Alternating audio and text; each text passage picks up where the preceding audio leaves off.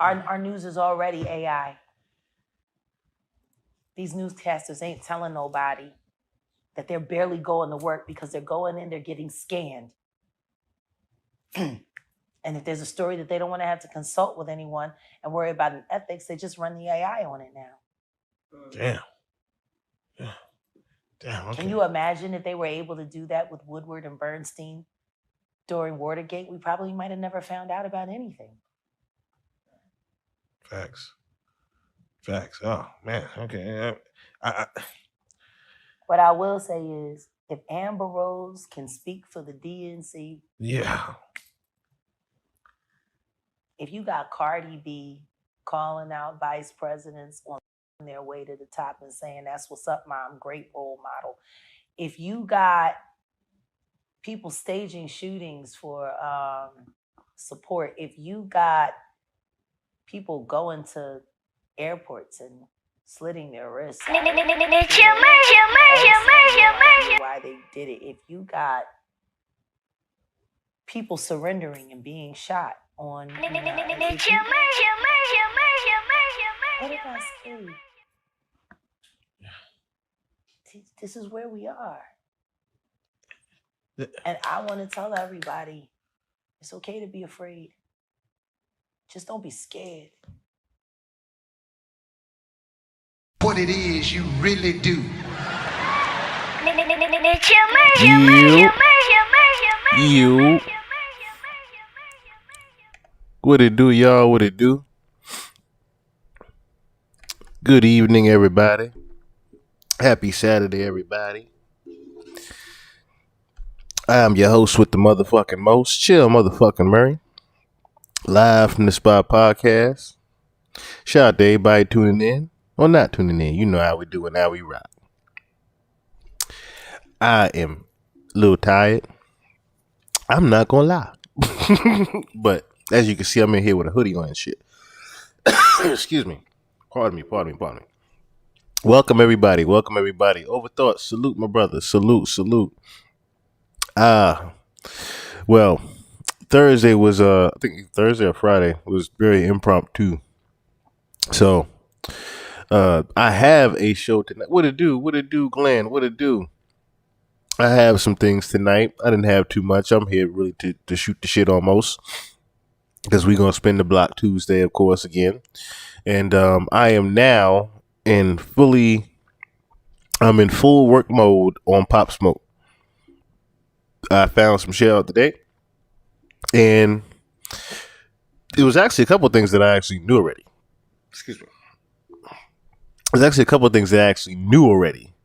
And one of them, like I said, got pretty much confirmed by another interview that I had watched. So I'm not going to spill the beans on that right now. But some of y'all, if y'all have been following Pop Smoke's murder, you probably know what I'm talking about. But anywho, for those that would like to see what I have on Pop Smoke, I got y'all Tuesday. But yeah. So, like I said, tonight I didn't have too much, but I have enough. And I have something special. I have a treat for y'all for tonight, being that we didn't have too much. So, the first thing I kind of wanted to talk about was this Jag interview that she did, and it was a particular point that she talked about that kind of caught my eye a little bit. Kind of caught my eye and my ears, if I want to say, actually. And she was basically talking about female handlers in the game. And not just the female handlers, as much as she was talking about how, at first, the conversation was really about how the wives would marry these gay men and not know they were, or should I say, knew they were gay, but, you know, they still married them anyway. Of course, like I said, them just being the handlers. What it do, Juju? What it do? Who else up in there? No mistake about it. 50 is pure. Todd Vaughn, what it do? What it do? Pure MC. I ain't mean to hold that. Let me bring that back. Oh, yeah, here we go. This is exactly what I was talking about right here. So, At first, it started the conversation about who's this? New DDs. What it do? What it do? Thank you so much. I greatly appreciate that. I greatly appreciate that as well. Um, she was talking about the hold on, Todd Van Usher mama sending him to live with the ninja. She don't know. Yeah, pretty crazy, right? Pretty crazy. We going briefly talk about that in just a second as well. That's that. Just that picture alone is wild right there. But speaking of, like I said, talking about female handlers and these wives knowingly marrying gay men in the industry. Of course, it's mainly for, you know, to stay within the lifestyle, of course, keep the money, but it's also because you weren't necessarily into him either. I've noticed that with a lot of these Gabrielle Union and Dwayne Wade, they weren't really into each other like that. That was just a great publicity marriage that was, that worked out for both of them. I mean, it started to, at least. You look at Gabrielle now, she lonely as fuck. But I mean, you look at the craziness of that crib too. Got a daughter, son, Wade be figuring out if he gonna steal your fingernail polish or not in the morning. It started off good, but so things like that. But again, like I said, let's listen to this clip from Jaguar, and I wanted to share it with y'all. That Diddy do wop bop ain't the only taste you got. So, just to switch gears. Curtis. I'm sick and tired of him. I'd have more respect for him if he came out the closet. It seems like Because he's a lot more Bogart than Brooklyn. It seems like 50 Cent is trying to take down Diddy. No, he's trying to move Diddy and Jay-Z out the way so he can run it. And the truth is, I ain't mad at him. I just don't trust him. Because the truth is, he would just be another kind of monster in another kind of way. He don't want things to change. He just want to be the one that's running it. See? Easiest thing to do is to take your enemy's feet and hold them to the fire for things you know that they won't admit. Very true. Very true. Before she gets into what we initially going to talk about, it's very true. And I do agree. You can easily see there's a chess play happening there where 50 Cent really wants to move Diddy and Jay-Z out of the way. Remember that whole the Power remix? Basically the money in the I Got Money remix, the Power remix, I Got Money, where it was Diddy, Jay-Z, and 50. Remember that remix right there? And pretty much you could already tell, even at the time, none of them got along. Not near one of them got along. They weren't in the studio when they did it. It was one of those, they both just wanted to get, Diddy and Jay-Z just wanted to get on the record because it was hot at the time. And of course, they were the big Forbes top 3. But 50 has never liked being side by side or even associated with Jay-Z or Diddy. So yes, what she's saying is very right. He would much rather move them out of the way. Nappy Image, what it do? What it do? He would much rather move them out of the way than anything. It would be so much easier for him to just be the main billionaire. But of course, the powers that be would never let that happen because they know 50 is too smart, as well as 50 is more rebellious. He's more disciplined. So he would never have and he's a lot less secretive. So they would never even let him as high as they would Jay-Z. Hell, he's not even a certain degree of masonry to be up there at the top. He can't push them away. That's the only thing. Yes, they always have tried to blackball 50. That's why, what happened with the Kanye battle, perfect example, right? That's why he even knew to name the album Before I Self-Destruct after I'm trying to think down what was the name of that album that had I Got Money on. Curtis. After he knew Curtis was pretty much not going to do what Massacre and Get Rich or Die Trying doing, 50 knew already that the industry was tired of him. He knew that already. That's why he stopped musically. That's pretty much in a nutshell why he stopped pursuing the hit record per se, musically like that. He always just stayed in the runnings. He will always stay in the runnings because 50 was just nice at making music. He's from the school of Jam Master Jay's teachings, okay, and songwriting. He's pretty much Lil Wayne with the monster with the pen. Okay, I say that because Lil Wayne, of course, can just go go go go go go go. 50 Cent, of course, came up the same exact way where he's just trained to just go with the pen all night long if he needs to. If he really wants to get a project out or something, 50 can knock that bitch out in maybe 2 weeks. That was just the way he always ran. But Jag is very right as far as 50 wanting to be at the top. He just never will be able to be at the top.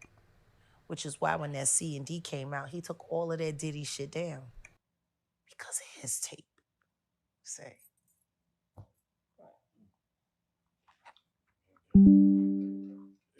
I just wish, listen to me, make you no mistake about it. 50 is pure hip hop, pure MC. And he'll, just like Mike Tyson. Does every time Mike Tyson stuck his makes him any less the killer that he is in the ring? Kind of glad they paused that, but yeah. And if you can't tell Mike Tyson got a little bit of in his tank, I don't know what to tell you. But I mean, you could pretty much put a compilation together of some moments that Mike Tyson has had. Shit, he had one on Arsenio Hall when Diddy was there. Even though he moved, you saw him move the hand of Diddy. I showed y'all later on that, you know, when Heavy D got on there, they was back doing the same old gay shit. I'm like, well, damn, nobody caught this part. Tyson always been like that. Tyson always been making the gay jokes and doing stupid shit that nobody even paid attention to because it's Mike Tyson. You want to get your ass knocked out. But yeah, Tyson another one. See, and I think that's the problem that people don't understand when it comes to this hypersexuality in hip hop and masculinity. A lot of people don't realize a lot of the archetypes and everything that they built on are built around Roman soldiers, Greek soldiers who used butt breaking as a way to trauma bond with each other so that they would kill for each other on the field. You got to think about it. Real soldiers back in those days, they didn't spend a lot of time around women. Women were something that happened or something that you did to have babies with. But most of your time was spent with the men in the field. Y'all saw the movie. Did anybody see Brokeback Mountain? You want to know what was the saddest thing? Being on tour buses and watching go broke back right before your very eye. Oh shit! Damn. It's not reason I like being around niggas. I'm like Cam, I hate niggas. But not necessarily like that. Just, I mean, my brothers are my brothers. I mean, my family and my family. My associates are my associates. I can be around maybe 1 to 2 people at a time for a long period of time. A whole group of motherfuckers, as far as niggas, hell no, I can't be in no damn social party. Hell no, I need women. I need women. Women around me. I can't do it. I just can't. I just can't. And I will never understand why dudes would like to hang around they fellas way more than they lady. I will never understand that part.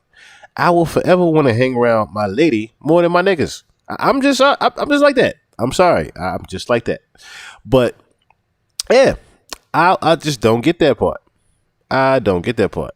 You would have never thought. And then the next thing you know, they're all watching together. Damn. I'm sorry. I don't trust men. I've been on too many tours. I don't trust men who sit around watching together. Right. You're I'm not with you, watching Daily the Bread. inside of these women. You're being aroused by watching. Not yours. You're programming your mind to see this as normal. What it do, Maddie? Constantly seeing a bunch of around all the time.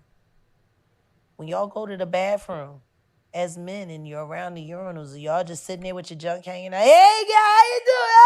Hey, my junk is out. You want to watch me piss? Shit, That would look strange. What the fuck? Extremely. It would look extremely strange. That's my whole. Like I said, that's my whole thing. I just will never understand why dudes would rather more so the company of other dudes. Like, yeah, I get, having the fellas time, you know what I'm saying? And doing that, watching the game together or something like that. Or even playing the game. Together. But guess what? When I'm playing the game, my niggas are in other states, other countries and shit. They ain't right next to me. I'm just saying. It's very strange. And yes, pornography is pretty much, if you are a person that likes to watch a bunch of gangbangs, I pray for you. I really do pray for you. Because that is exactly what she is talking about right there. Even if you're by yourself and you watch a bunch of gangbangs, you like watching a bunch of dicks. That's basically what she's saying. Is that your mind is programmed to be okay with looking at a bunch of dicks. It just is what it is. It just is what it is. It sounds uncomfortable, but guess what? Nigga, it is. Just saying. That would look strange. Why are these doing this shit on the road? See, it's the bonding experience. And then your real predatory people like the Diddy and them, they got somebody that's watching you on the road to see how far you're willing to go, so when they bring you to the house. What they're doing to homosexuality is wrong. Because homosexuality has nothing to do with being a sodomite. It has nothing to do with none of that other stuff. It's not that at all. It's just a preference of the person that you love. It shouldn't be deciding what contracts you sign that are going to change the rest of your life, not your sexuality. It shouldn't have anything to do with any of that. So why is this so heavy? Why is this so prevalent? Should being openly gay close doors? No, being openly gay should just be being openly gay. It should have nothing to do with doors. And the saddest part about it is these people aren't openly gay. They're forced to stay in the closet, which means they're forced to do what? Live a lie. You get used to living one lie. You can live any lie. Let's be honest about Faith Shakespeare Evans. was gay. How does a woman with that much talent Actually, he's bisexual. end up married to somebody like Stevie J? Boom. Let me run it back real quick in case y'all didn't hear the question she just asked. How does a woman with that much talent? About it is these people aren't openly gay. They're forced to stay in the closet, which means they're forced to do what? Live a lie. You get used to living one lie. You can live any lie. Let's be honest about Faith Evans. How does a woman with that much talent end up married to somebody like Stevie J? A whole gay ass nigga. Think about that. How does Faith Evans end up with a goddamn Stevie J? If you think about that, it's because she never was able to leave that particular camp of bad boy. That whole circle, she pretty much is just stuck in that shit. Now, of course, she is stuck in it because of being Biggie's wife, but just to even think about that, right? The fact that she got married to Biggie so fast. Has anybody ever thought about that? That she got married to Biggie like within a week after they started dating? Ain't nobody ever thought about that shit? Who the fuck get married after a goddamn week? A week? We ain't talking about a year, 6 months. Hell, I ain't even met your parents yet. A week. Now, that's the whole thing with Faith Evans, right? Allegedly, Stevie J was in the car when Biggie was smoked. I'm not too sure about that part. That part could be true, but it's more so the fact that, yes, how do you end up with Stevie J knowing that Stevie J, or should I say, you've been around and seen Stevie J do some weird and strange things back in the day.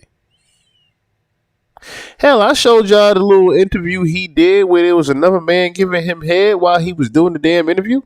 You saw it was a very manly hand that was next to his naked body. A very manly hand. And he was just sitting there loving it because he had his shirt off talking to somebody on the interview. Like, my brother. And then you are Diddy's right-hand man. And we all know how Diddy get down. We all know how Diddy get down. Yes, I agree. Protect Jag at all motherfucking costs. All costs. Biggie's mom had thought about it. I'm pretty sure she's seen some strange things too. I am pretty sure she's seen some things. And that is why she said what she said about him in the tabloids to my Diddy. But that is the whole thing that she's about to get into right here. Is these women marrying, like I said, into these gay men. She accustomed to that lifestyle. Yes. What it do, D? What it do? She's stuck in that lifestyle. She's stuck in that whole realm there. Stuck in that whole circumference. It's just a revolving door right now for her. But an uncomfortable conversation that, you know, they had to have jokes and laughs about. I can't play it because it's a Patreon episode, of course. But Joe Budden even asked the question of, you know, when were we going to admit that? When are we going to admit that Biggie and Pac were the best bisexual rappers that we ever had?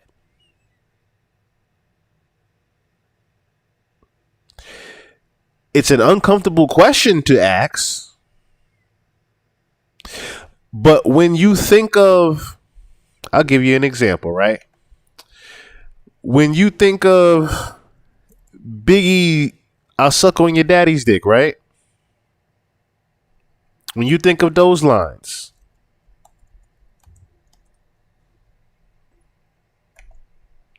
those questionable lines, right? But even more questionable, because I've always had questions about this.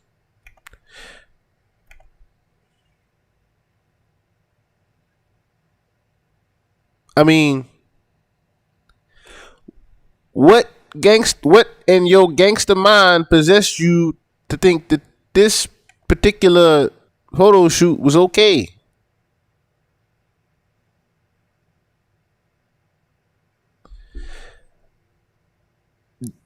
I'm just saying. And people have, of course, tried to reenact it since then. But at the same time, you have to think about that. What possesses these men to even, you know, have such questionable things out there and be okay with it? Like I said, this is not, as she just said, right? What did she just say about Mike Tyson? Mike Tyson fucking somebody in the ass ain't got nothing to do with how hard he knocked your ass out. This picture ain't got nothing to do with Tupac talent.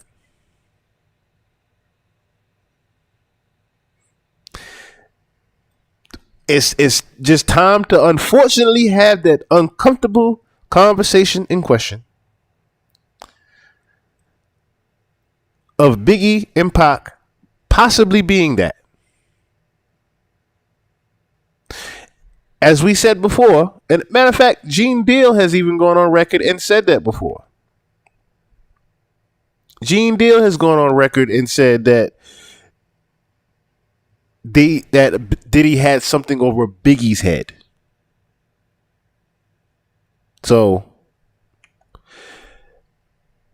as much as we don't want to talk about that, you have to sometimes even ask yourself or think about, like, yo, wait a minute.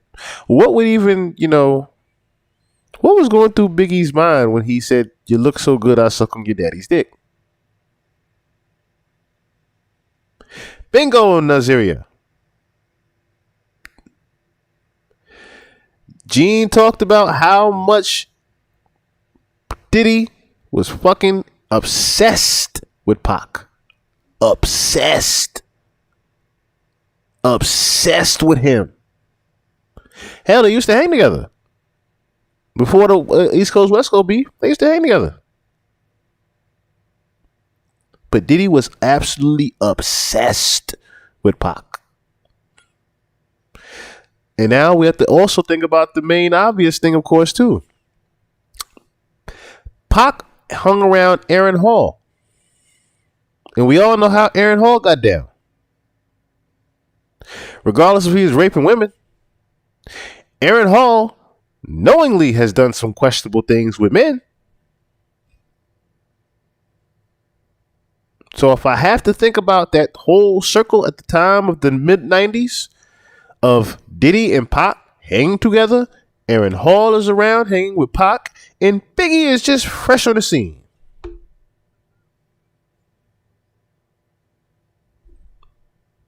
We have to. We have to eventually acknowledge this. The 90s has some uncomfortable shit when you think. They had some uncomfortable shit going on.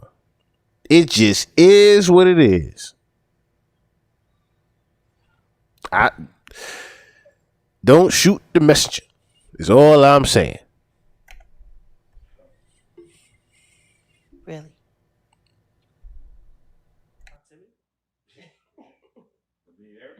Or maybe years ago you decided to be a hip hop plant because you didn't think your light skinned fat ass was ever gonna get a real shot. And so Now, that's another interesting thing there too. Pointing out that Faith Evans was nothing more than Biggie's handler. And that she was an industry plant.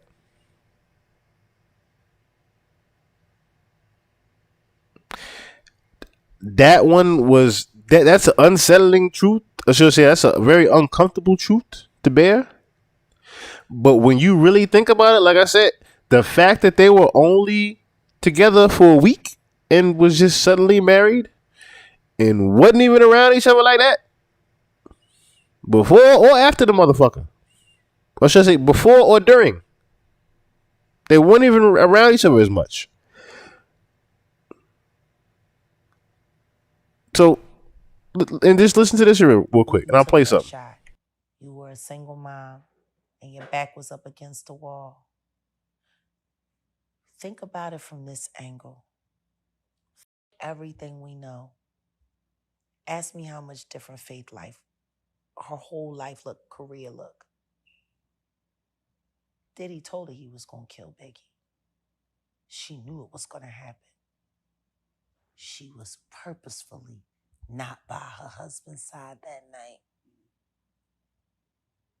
It happened, and she was told she had to lie about it. And guess what? That lie held up until that boy turned 18. And he started having ideas of what he wanted to do and what he inherited. Because the paperwork was set up for Faith to not be able to receive $1 from Biggie's estate unless it was for little Christopher. Nazir, great minds think alike, they say. They say great minds think alike, my brother. I was just thinking that. Valentino giving me shoes. Tell you about mine. Okay. It was 2 years ago. What? She never been on none of them. What, the reunion tour? Yeah. Okay, now Part of hold on. my backstory, part of that whole. Okay, but hold on, let me stop While I was in you. LA, Now, when I was in the you club didn't and met go- Tupac, you didn't go they was because on that of- Bad Boy tour. Because you wanna know of why? Big's jealousy, or you didn't go because Me and Big was going through it, but on some other shit, you know, I still was about my money, and our career shit was very separate, you know. okay. And they wanted me to go on the tour, fucking saying it's promo. That mean free, my nigga. Right. You know what I'm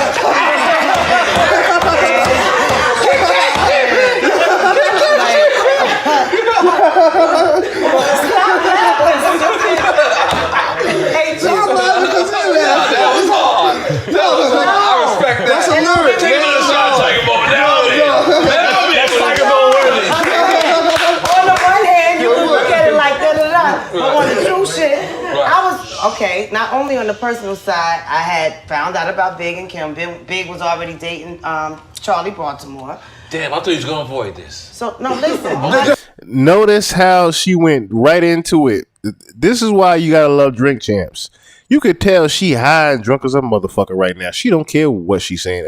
On top of, this is retired faith mode, okay? Again, this is Drink Champs here. You are in retired mode. It don't matter what the fuck you say, or so you think. So you think. As they say, God's always watching. So, just paying attention to that little fact there, right? Oh, I already knew that, I just found out he was with Kim and dating Charlie Baltimore. So, you married a nigga knowing he had 2 other hoes that he was not removing. I don't know why she didn't want to give the jig up here that she was already told about things, but I get it. It's still protecting Diddy at the end of the day, who still was a part of your wallet, or used to be, right? So I get you want to protect certain things that you won't say, right? But you just perfectly spilled the beans that you knew about their relationship while you were married. What happened? I thought you was not gonna avoid She's gonna go that. everywhere. Well, no. You This don't is avoid true shit. You don't avoid shit. But I'm not angry. It's all good. Damn. Nigga, I'm still here. I'm the shit. I'm just so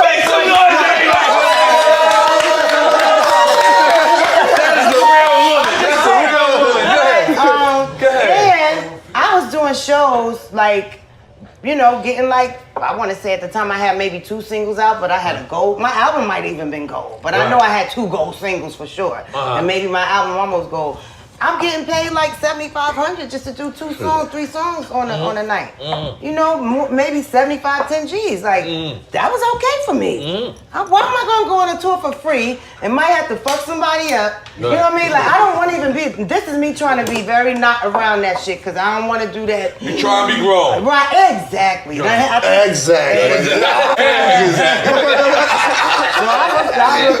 I was like, hell no, I ain't doing that. And I went to LA because this producer said he wanted to pay me to write songs for his group, which is who I was with in the club the night that I met Tupac when Tretch was with Tupac in the club. I was in LA because I was just trying to make money as a writer. Now this makes sense. Okay. And they was on the Bad Boy tour. So Pop That's was in the why I club didn't with go. Tretch. Tretch is Tretch from is- Jersey. I knew That's how they met. Very true overthoughts. She had no backstory. She had nothing to buy into. She had no image to buy into whatsoever. So that's why she was just moving around, like she said. She was just moving around just trying to find some work. Just moving around just trying to songwrite for everybody because Diddy had no real use for her like that.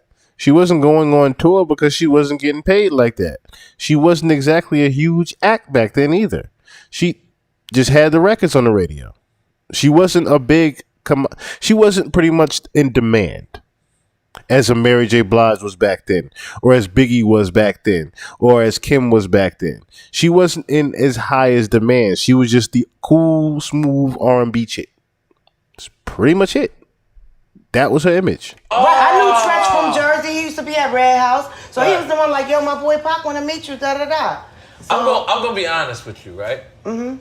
I had met you. We got the Tiger Ball? Not me, that's for him. No, you okay? All right, cool. I'll take one. So I had met you. Salute. All right, cool. You got. And real quick, it just dawned on me. It was so easy to get off majority of these smoke and mirror acts in the 90s because it wasn't so many of them. You look at nowadays, it's so easy to point out a fake because the market is so damn oversaturated. But back then, you can easily put off the smoke and mirrors because it wasn't no social media and it wasn't nothing to necessarily catch them as far as these smoke and mirrors go. I'll take one for 50 for the bricks. I had met you. Oh my God. Son of a bitch. And I knew the most lovable person Ooh, the you are. glass. I had met you in Justin's. Oh, wow. I met you in Justin's and we were just there and I had Talking about this like last night. But you know, it's like, nigga, you know me, if Big would've, I told Big I met Pac. Like, I would avoid Big's calls sometime to that producer's house that I was working with, just on my little bullshit, you know. We did dumb shit. But then this time, I took it. I was happy to tell him, because I knew, like, Big did not want to believe that. I didn't know Pac, but I knew what he said about him and how he felt about him. Right. And so when he even had an inkling of, like, at that time, it wasn't confirmed, like, he really feel like that, but it was little shit. It wasn't no social, you know what I mean? Right. Like, I don't know if it was even so much direct shit at the time. It was, that article wasn't out, so I was happy. Like, yo, I met your boy Pac, and he told me he liked my music and wanted to do a song with me. I'm thinking, yeah, Big was, he ain't say don't do it. He's like, you gonna do it? I was like, yeah. I gave him Mark's number, told him how much it's gonna be. And we say Mark Pitts. Yeah, he was Big's manager, so after a certain point, I let him be my manager. Because I didn't have a manager when I got signed. But you know, it wasn't something that I was hiding. That's the point I'm making. Right. And my point was, if Big would have said don't do it, if Big, because we know Big wasn't on the guard, and he probably was a little confused. Like, I don't think that's true, because there's no way he could think that. But you understood how he tried to use you as a casualty of the war. Absolutely, and not only him, but the thing is, at that time, I didn't even know the bigger situation. When I went to the studio with Pop, I didn't know he was signed to Death Row. I was on stage with Puff at that Source Awards when Suge said that. Wow. I was there on stage, but I didn't know what about that. She was I was on stage. I didn't know what the hell he was talking about. Do y'all see how oblivious she's acting? Y'all notice how oblivious she's acting to the fact that she didn't know there's a West Coast, West Coast beef at the time, or she didn't know that Pac and Big wasn't getting along while they met. And notice how she's trying to change that whole shit up, that whole dynamic up. Bitch, you knew. The whole world knew. How the hell you didn't? Think about that. The whole world knows that it's in tabloids everywhere. How you do not know? Now, of course, the West Coast, East Coast, West Coast beef was fabricated. Of course, there wasn't an actual beef between them. At the same time, you can't say that you were on the stage with Suge Knight and you didn't know that there was a fucking whole beef going on in the media. Don't try to get that lie off. Now, furthermore, to add on what she's saying, as far as she was just careless and necessarily put it like this, right? Faith, you could say, was the original Lauren London. I'm gonna play something here for you real quick. And ladies, you tell me what you see in body language. My audience, my people who are watching, our friends, people who are buying the records, they want to know the truth about what's going on. I bet they do. Yeah, they do. Now it's up to you how you want to. You gotta come at me, boo. I'm saying, I'm talking. I'm here. Pardon it being low, of course. This is, you can see the tape clipping in the back how old this is. Here. Get to the point. All right, what's the situation with you and Big? What's the situation with you and Tupac? The LA situation. What's going on? Whoa. All right, you gotta start at one point. Okay. I'm going through all of it. Okay. Situation with me and Tupac, there really never was a situation. I mean, we met. He was really nice. He asked me to work on his album. He told me he could get it approved or whatever, get clearance from the label. And then I found out that he probably couldn't.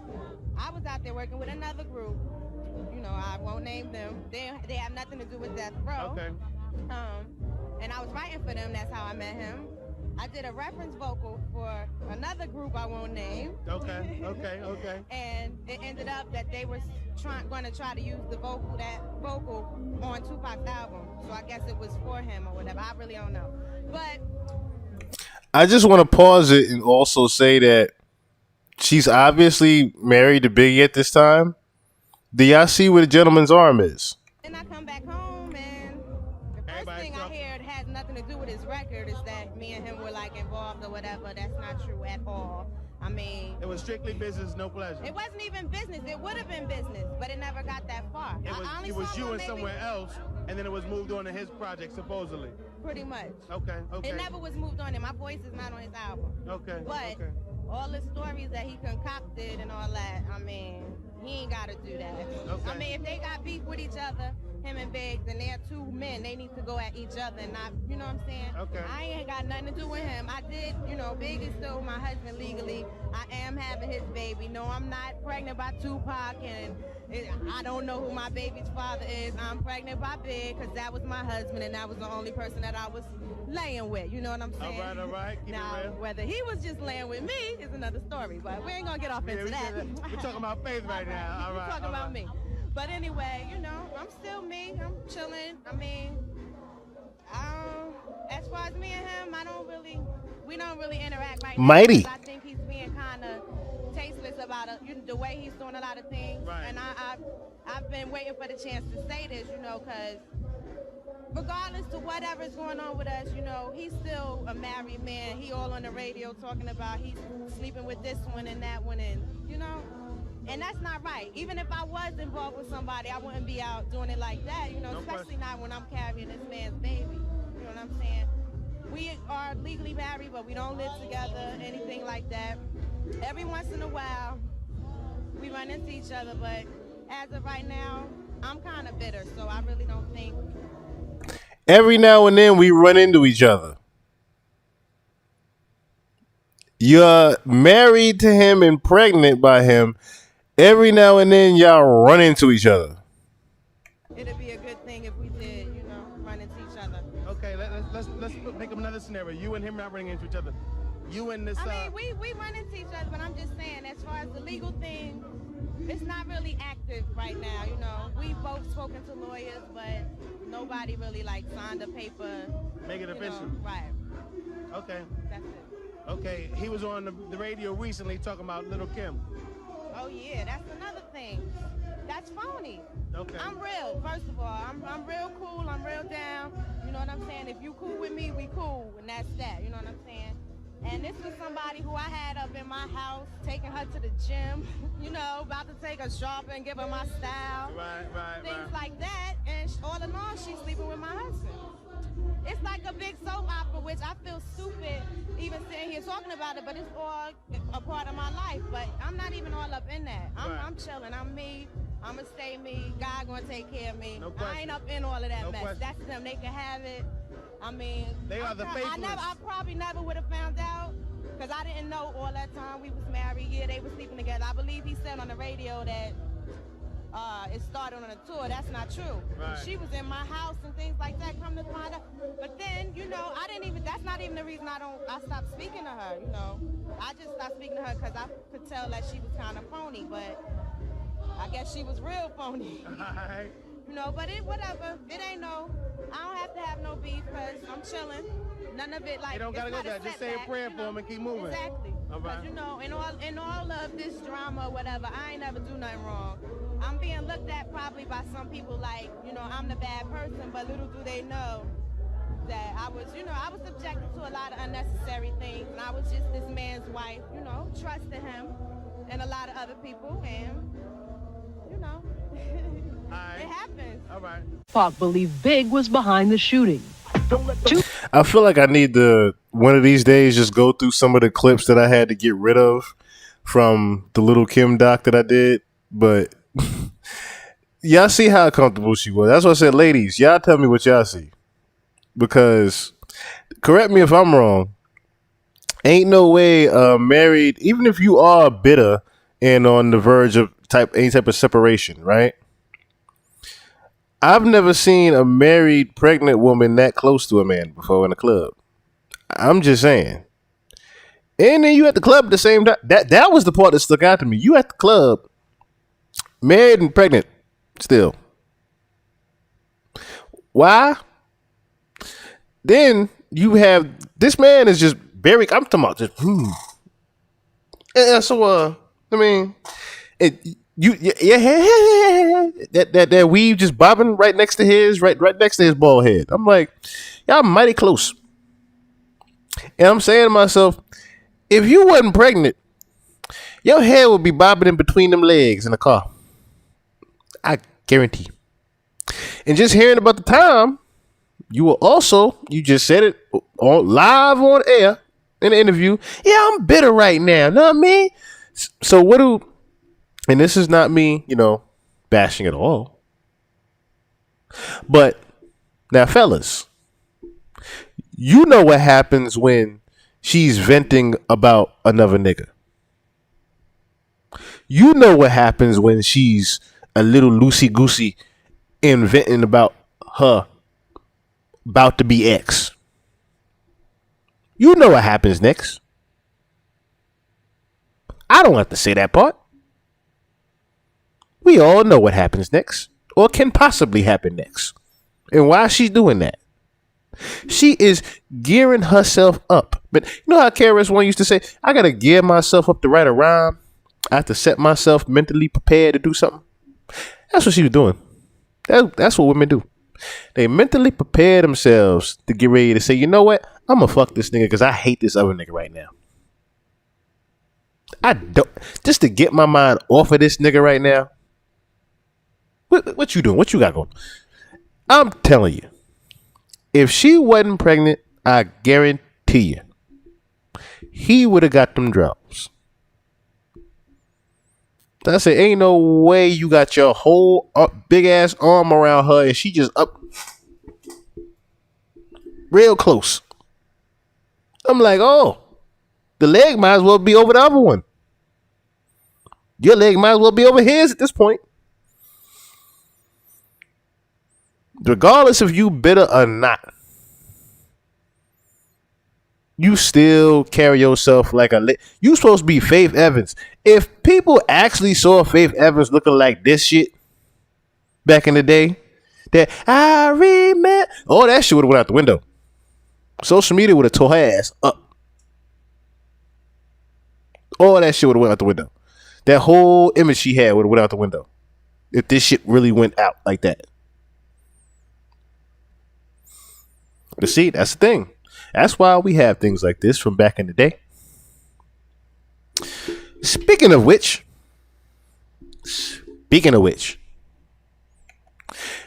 do y'all remember this old ass clip of Diddy and Usher? Around, but we don't get it. Usher, how you been, man? I've been seeing you so long. How much did we drink? Hey,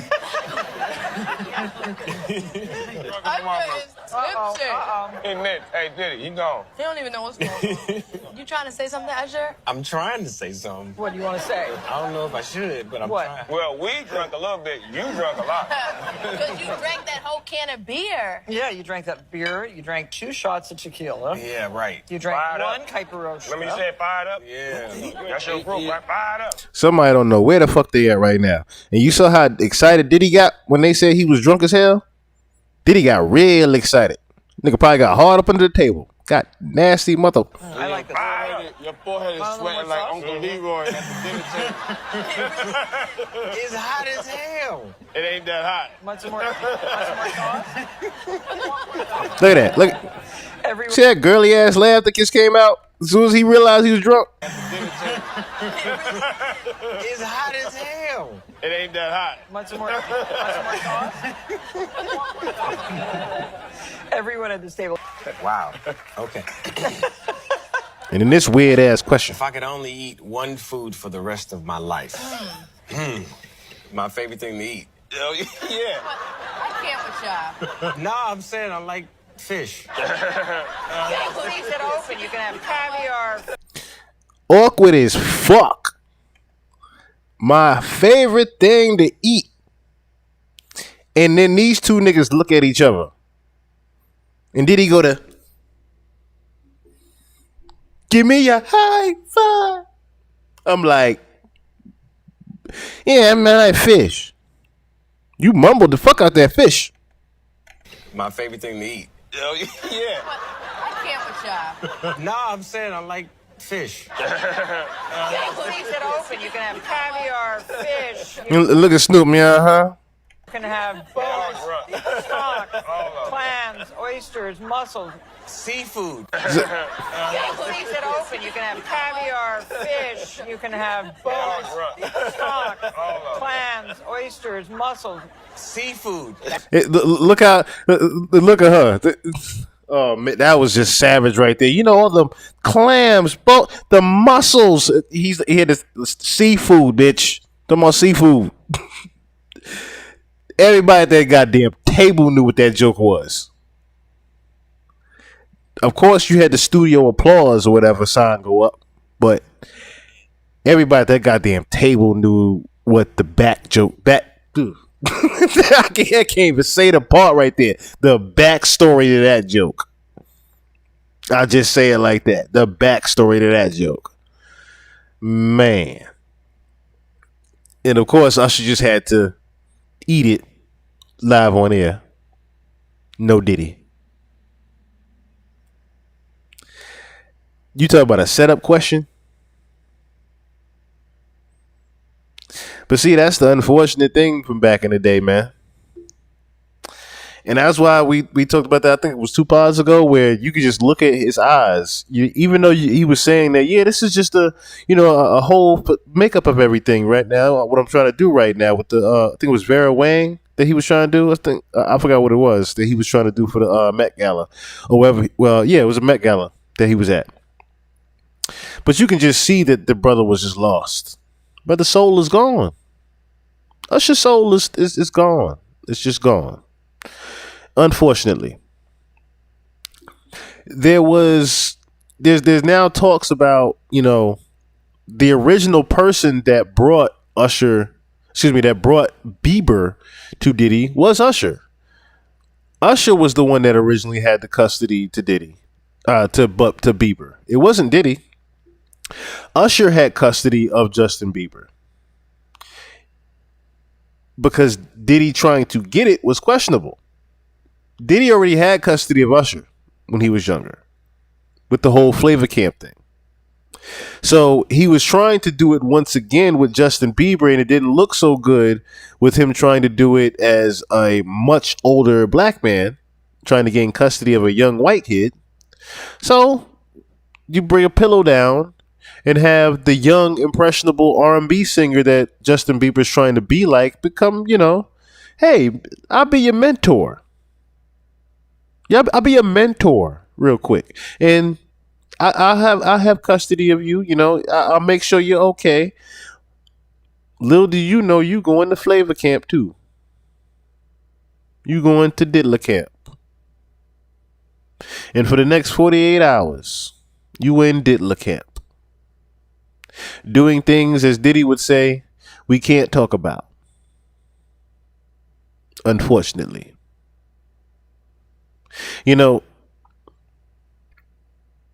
A very good question was asked once before. What exactly is happening when you have these all white parties and you see Justin Bieber blowing Odell Beckham, and then further down the line, Odell Beckham don't even want a Kim Kardashian because he know the evil that's there? Or just don't even want women no damn more. Hell, after he broke up with Kim Kardashian, he took his mama out on a date. You look at Lisa Ray losing Dwayne Martin to Will Smith dick.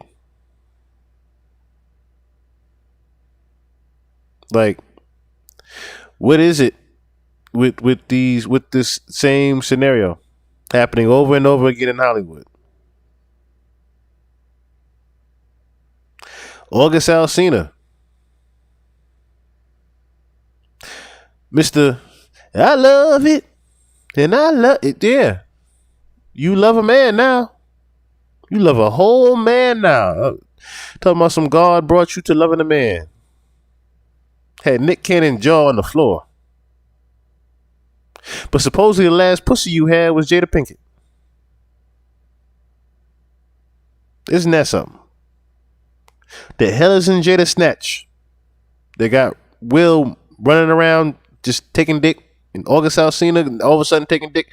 What is the witchcraft in you bitches' pussy in Hollywood? I would like to know. Not know that way, but I would like to know. Erykah Badu. Now, when did her baby daddy stay?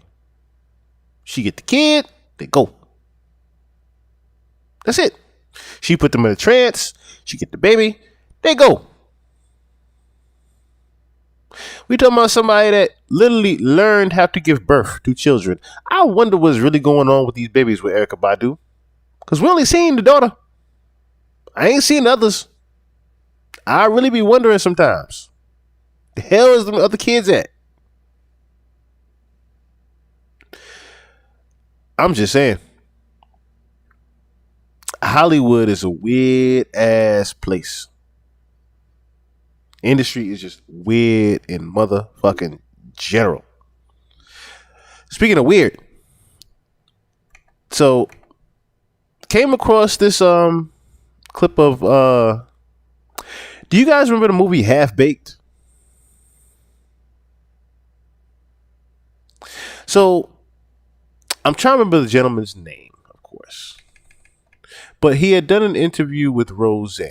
Hold on one second. Jim Brewer. That's his name. Jim Brewer. Jim Brewer did an interview with Roseanne from back in the day. Roseanne, you still have the sitcom, and I believe Roseanne did have a talk show at one point too. But he did an interview with Roseanne, Jim Brewer, and he talked about what the hell. Let me just play it real quick. And me and Chappelle at that time were very close, and me and him would talk shit for hours, and I thought he was way too far into it, but what he was saying was right on target too. Yeah. Yeah. That's why he left for a while, didn't he? He's deep. Yeah. At least that's what I was. Well, that's true, but I know shit about. I know a contract dispute happened. I'm he was gonna in. beat the shit out. Like in Africa. If I or ever something. run into him, I will give him a very slight, quick slap right upside the head. What's that? It won't hurt. What's that? But it just needs a little reconfiguring there. My mother's a very proud Jewish woman. Yeah. Oh, he said some things that he don't understand why he's saying, but he just needs some reconfiguration. You know, where their eyeballs go like this, then they're reconfigured. I do that a lot to help people, especially black people nowadays, because they're really lying to them. They're really lying to them, and it really upsets me. You didn't like that he said the Jews. I don't like that he said the Jews. It's That a one pissed me group. off about Chappelle. I didn't hear you it. can't So say tell me. the, because I can't say, the blacks. That's you don't, true. You just don't go, the Italians. I'll tell you what, you say. And you lump them all together. Yeah, there's more than one kind. Correct. You don't go, the Jews. Now it's just bigotry. Yeah. You got to go, there's bad and good and everything. There is bad and good in everything. In You everything can't just and say everything. all of them are one way. Right. Correct. Yeah. For Correct. fuck's sake, I'll slap him. I think real that's light. Well, I Slap haven't at work. spoke to him. Just like this. Yeah, Babe. well, You guys you don't. could do a don't little speak. harder.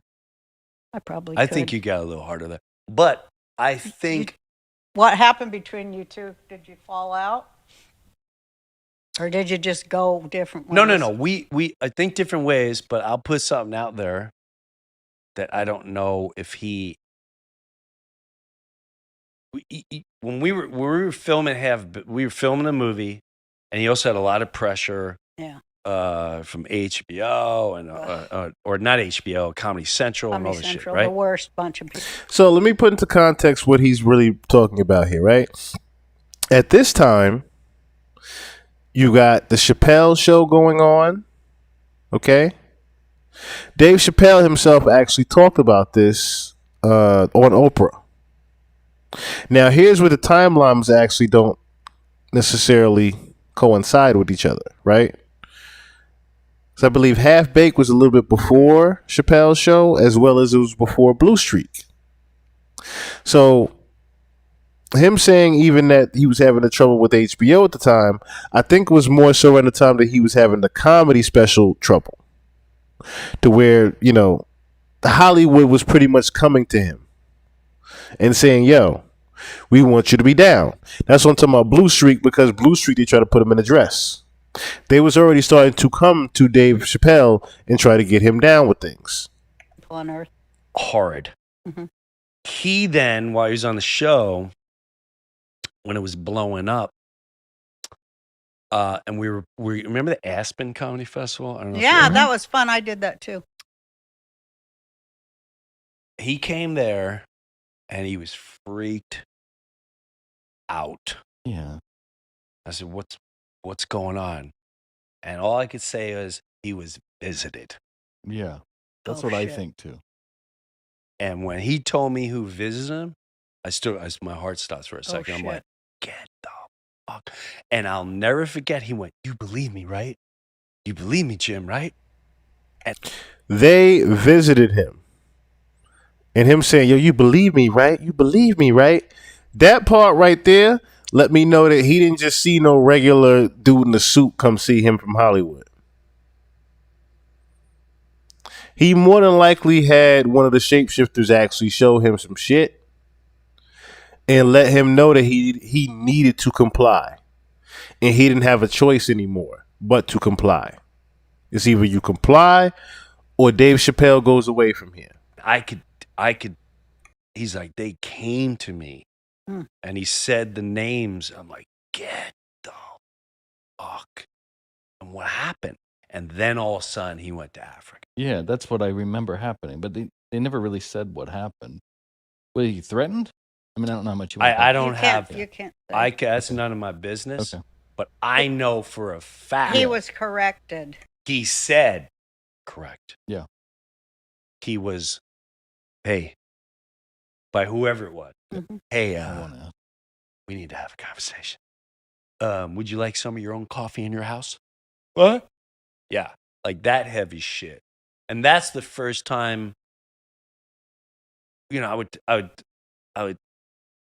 it's, and so when I saw him come back, there was a lot less communication. And maybe he just, maybe he just grows, whatever. But I can honestly say, and maybe I'm crazy and I am crazy for saying this. When I saw him completely come back, I really questioned if that was him. Yeah, I know, right? I think that's. And I know that's really crazy. I think those same things. Yeah. I know that's crazy. Well, it's no crazier than that. Oh, the trains are going off the rails. I tell you what, these fucking boats are running into bridges. Son of a bitch, the goddamn fucking electricity went out, and let me get you know what? The black box don't work. Son of a bitch, it's been working for years and years, and all of a sudden this fucker went out of business. So we don't know what happened. All we know is the fucking ship. Yeah. Whoopsie daisy. Okay, aliens in the mall. Can we go to aliens?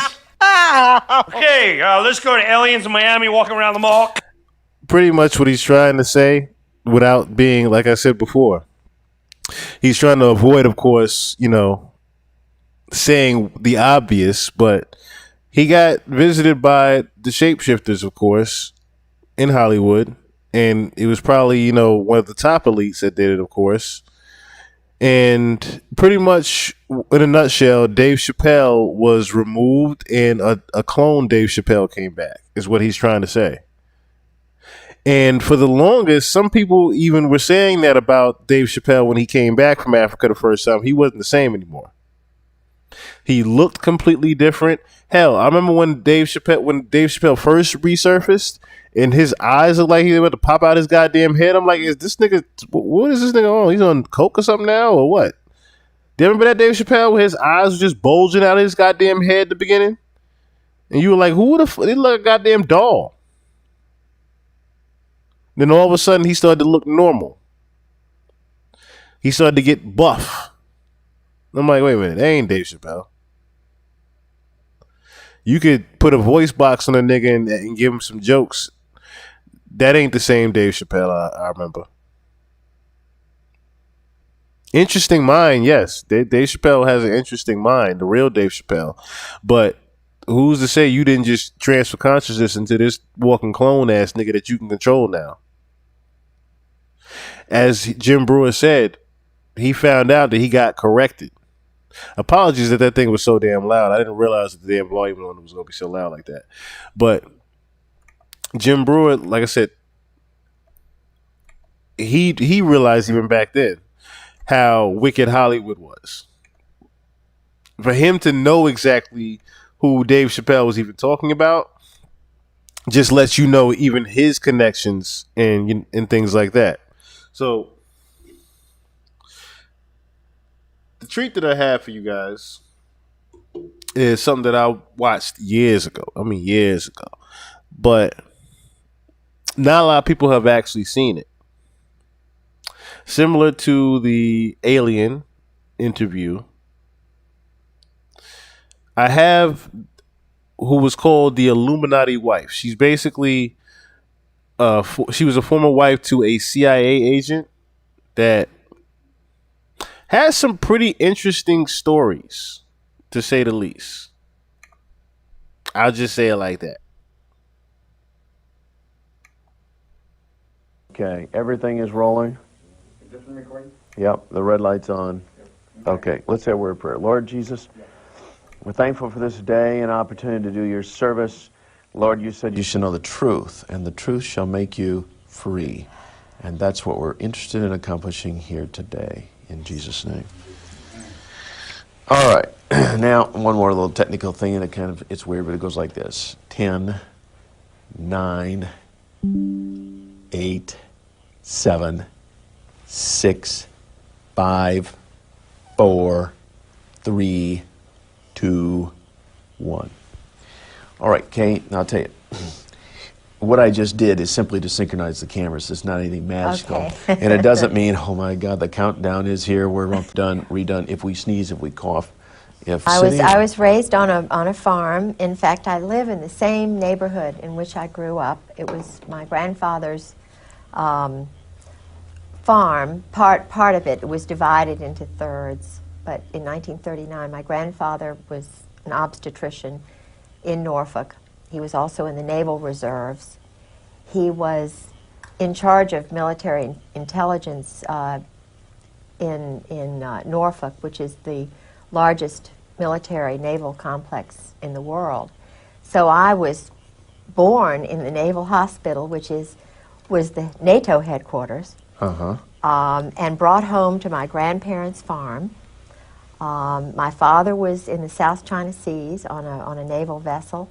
My uncle was in the Navy. So I come from a long line of military civilian folks. They were not full time military individuals. They had jobs and they would go into the war. They Thank you, would be in Michael. Reserves and I greatly appreciate that. Thank you. My grandfather he stayed in. What are you doing? Welcome, welcome, And welcome. retired a Navy captain. But I live in a house that Very was blessed to part have of you my here. grandfather's field. And right? yeah. That's very interesting. But I'm being strangled financially by this Army intelligence group, JAG group, that my husband. Now, JAG, is that JAG? JAG, Judge Advocate General. I think American citizens do not realize how many JAGs are in our court system, and they take orders. They are in the chain of command, they're active reserve, and they are in our court system everywhere you look. Not just federal, state and local? Everywhere, yeah. And they're going to meetings once a month, and if there is a case like many of the military intelligence wives like myself, and we have information that would come out in a divorce hearing or whatever, they totally control it. It is Judge John Moore in my case. Now, what she's talking about are called JAG. So each military service has what they call a JAG, Judge Advocate General Corps, staffed by military officers who are pretty much lawyers. JAG officers act as prosecutors, and in cases with serious offenses, JAG officers are appointed as defense counsel. So in some cases, an accused can hire a civilian counsel to represent them. So pretty much they had these paid off JAGs that were working in the military that pretty much was just getting them off with the slightest of shit. In Virginia Beach is an Army Ranger. He is active reserve. He's a VMI Army colonel. He's a graduate of VMI. In Virginia Beach, in the courts, there are at least 6 judges, and I'm including commissioners in that, because in Virginia we have a system where the commissioners do a lot of the decisions. And all of these in Virginia Beach who take care of military wives are military judges. No, you mentioned the term VMI. What is that? Well, VMI is Virginia Military Institute, and it's where General Marshall, the Marshall Plan, went to school. It's a little West Point. There's a lot of tradition there, but it's based on the Greek sort of Spartan military concept. And my father went to Washington and Lee, which is also in Lexington. And I know that there is some sort of, I won't say cult, but there probably is some sort of club? Secret society. Okay. And so it's very, very tight clique. But what I was trying to say is that the judges are military men, and they're not independent. They take orders. They take orders.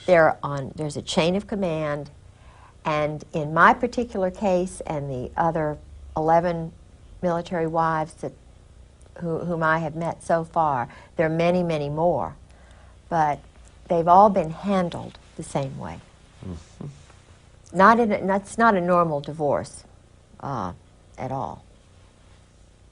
You know, I've heard of these kind of situations before, but it's never been put so concisely and so reasonably that there would be a connection why some people just, no matter what attorney you have, it doesn't matter. Oh, no. The divorces and the settlements of assets never go the right way. No, and there's a FISA court, which I know is involved in my case. What kind of court? Foreign Intelligence Surveillance Act. It's a Justice Department secret court that American citizens are not aware of. There have been a couple of articles on it.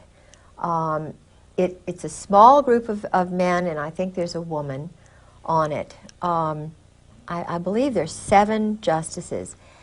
And in reality, the article that I read, which was given to me by Mike Fuller, and I know he would not mind me using his name, he's a government assassin. He was like my husband, a government assassin who did... When you say assassin, you're talking like character assassination or kill people? No, killing people. Okay. He's Just to give you an understanding of who y'all talking, should I say who we're listening to.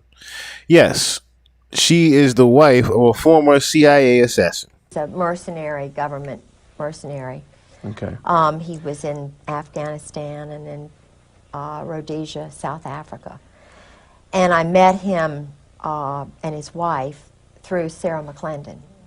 He's a real wonderful patriot who is speaking out about what the NATO community and the Army and Marine Corps are doing. And Sarah McClendon, she's an old warhorse, isn't she? Sarah saved my life, literally. Really? Yeah. I had been having break-ins starting the night of March the 4th, after I was calling everywhere to see if I could find my husband. He would, disappear at times. And I found my husband's diary, which I have here, which they have been not anxious to have get out. Uh-huh. No, they meaning? General Sheehan, General Krulak, Marine Corps colonels, generals, Al Gray, Cook, and especially General Joy. Joy. General Jim Joy Uh-huh. and General Carl Steiner they're evil men. And they are in this diary meeting with my husband almost every day in Beirut.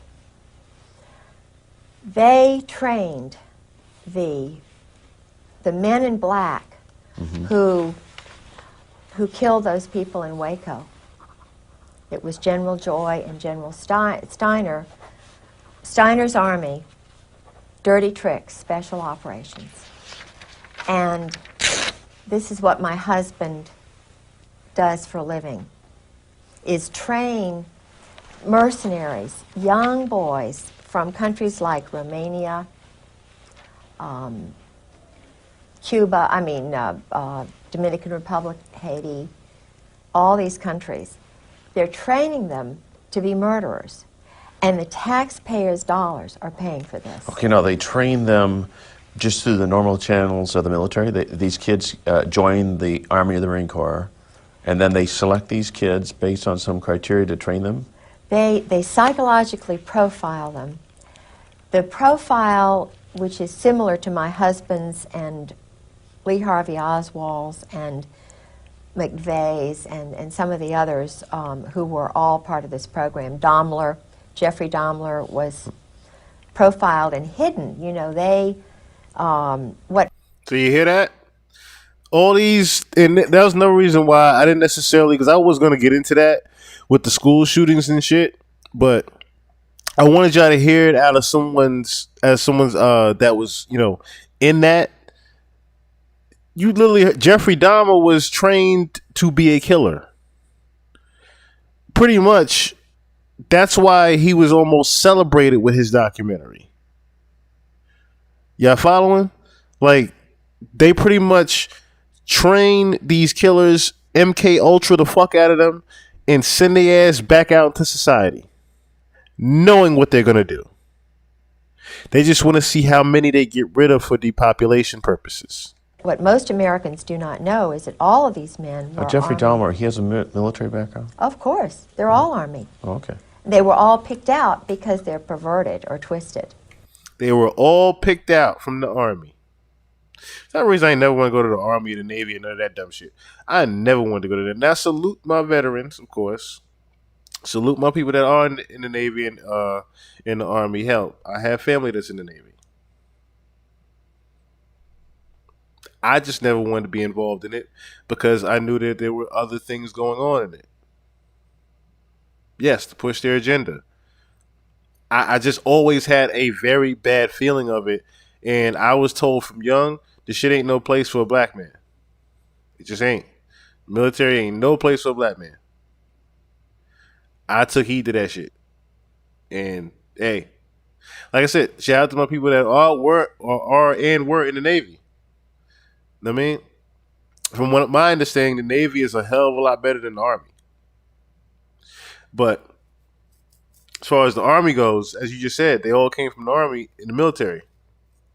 As far as your Jeffrey Dahmers, your the Marilyn Mansons. Who else? Who else can you think of? I don't know. Just name some. Just name some of the killers that have had all, the mass shoot. They all came from military. All those mass shooters, in some way, shape, or form, got MK Ultra'd out and trained to do what they were going to do before they did it. Oh. Yeah. Sexually perverted. Sexually perverted, and therefore, Yeah. Well, now I don't think McVeigh was perverted the way Dahmer was, but certainly the group that my husband is overseeing are twisted. So part of the criteria, they look for people who have got something in their history that gives them a weird bend. Yeah. Like they were molested when they were a child, or they come from dysfunctional families, abuse, whatever. Strong mother, weak father, no father, poor. Because these guys are looking for security, so they will stay in the military and do anything for that security. This was my husband's scenario. My husband and Oswald are just two peas in a pod. Exactly the same personality, the same type, in the same elite group, I might add, which was doing work with communists and Russians, with Czechoslovakians and with Romanians. I met assassins, I met drug lords, Fahim Kordobawi, whose family were the drug lords in the Bekaa Valley. I mean, he knows the elite of the elite of the elite, and that's why I was warned twice not to talk. And you were warned. I was told that I would be killed. I was told that Your I husband would be, warned you about this, or? Oh, my husband warned me early on in it, but he knew that he loved me in the beginning. I'm sure he really did. But he's a robot, my husband, except when he's drinking. And I think that's why he drank, because the first 3 years of marriage, he was telling me everything.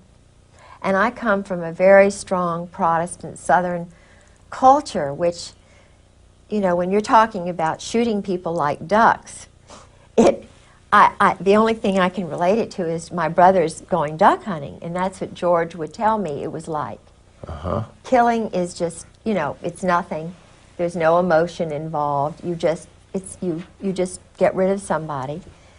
And he said he was an existentialist and that these murders were necessary, and, you know, very matter of fact. And I'd sort of go, yep, and we'd be eating dinner, and I was trying to get him to know Christ, you know. Imagine that. Imagine that conversation at the dinner table. Hey, baby, so what was your day? So I killed a nigga, right?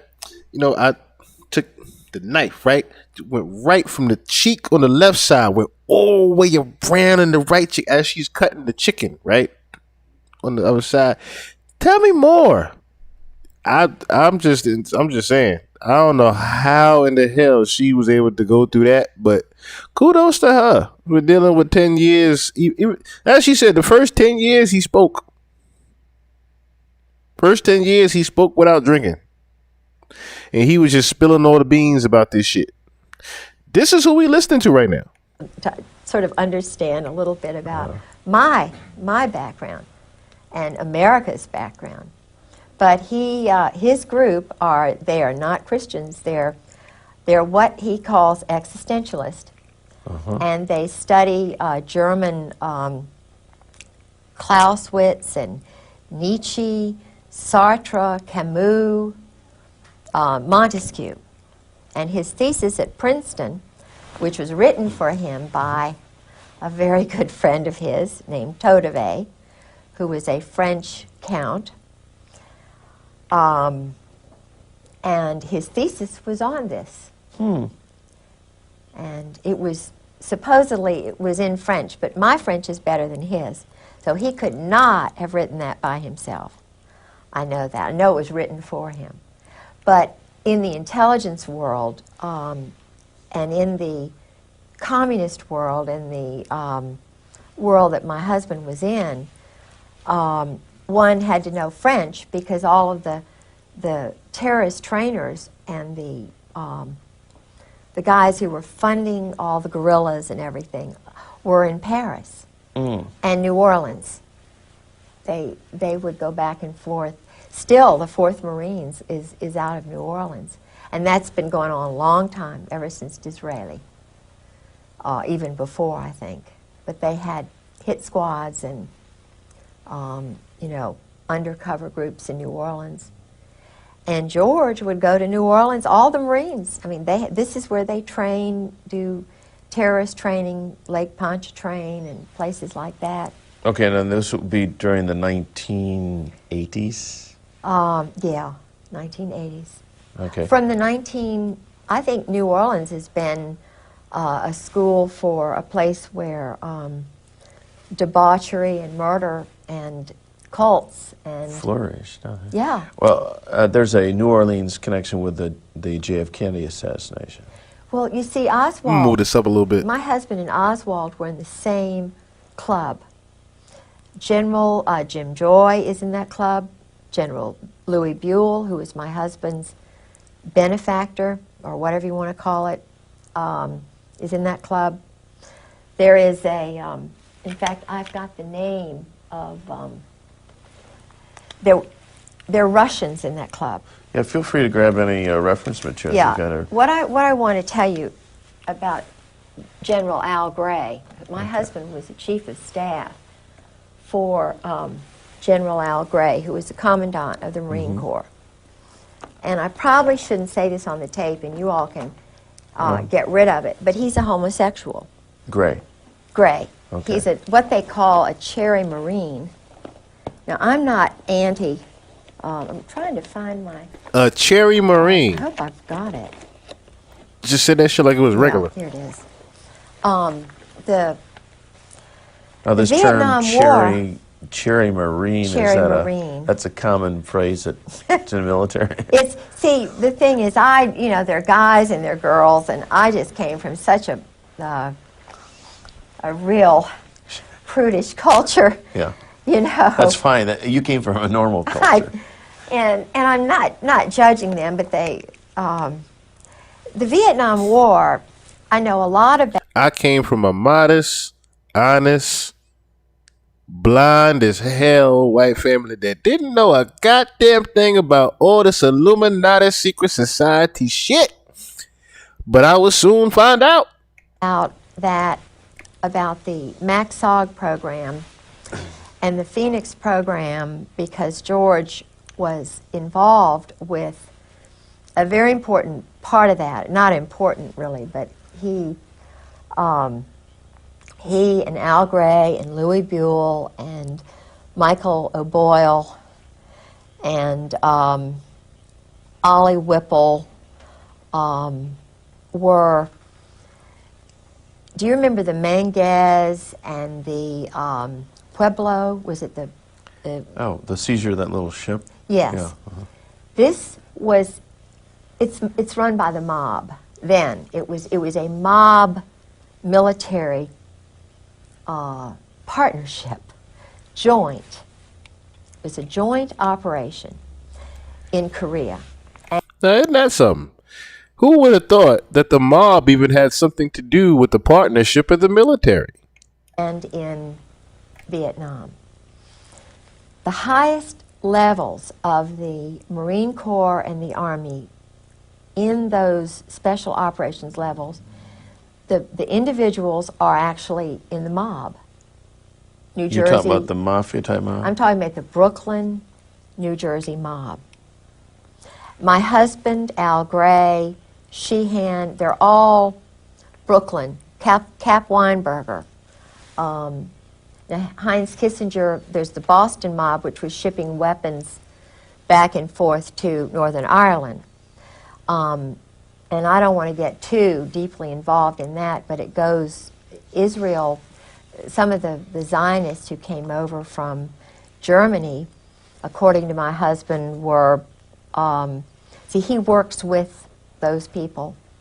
They do a lot of money laundering in the banks, cash transactions for the drugs that they're bringing over through Latin America, the Southern Mafia, the Dixie Mafia, which is now my husband's involved with in Miami. The military are all involved once they retire. They're, they go into this drug and secondary weapons sales. And before I forget, I want to find the name of this Russian who worked with Al Gray, who was my husband's boss, and trying to see where I wrote it. I may have to look and find that another. It's no trouble at all. How are we doing over there, guys? Sound good? How much time is rolled on the clock? On your clock? You can speak. So 20 minutes. 20? Okay, good. I can't find it right now. I'll find it. Right.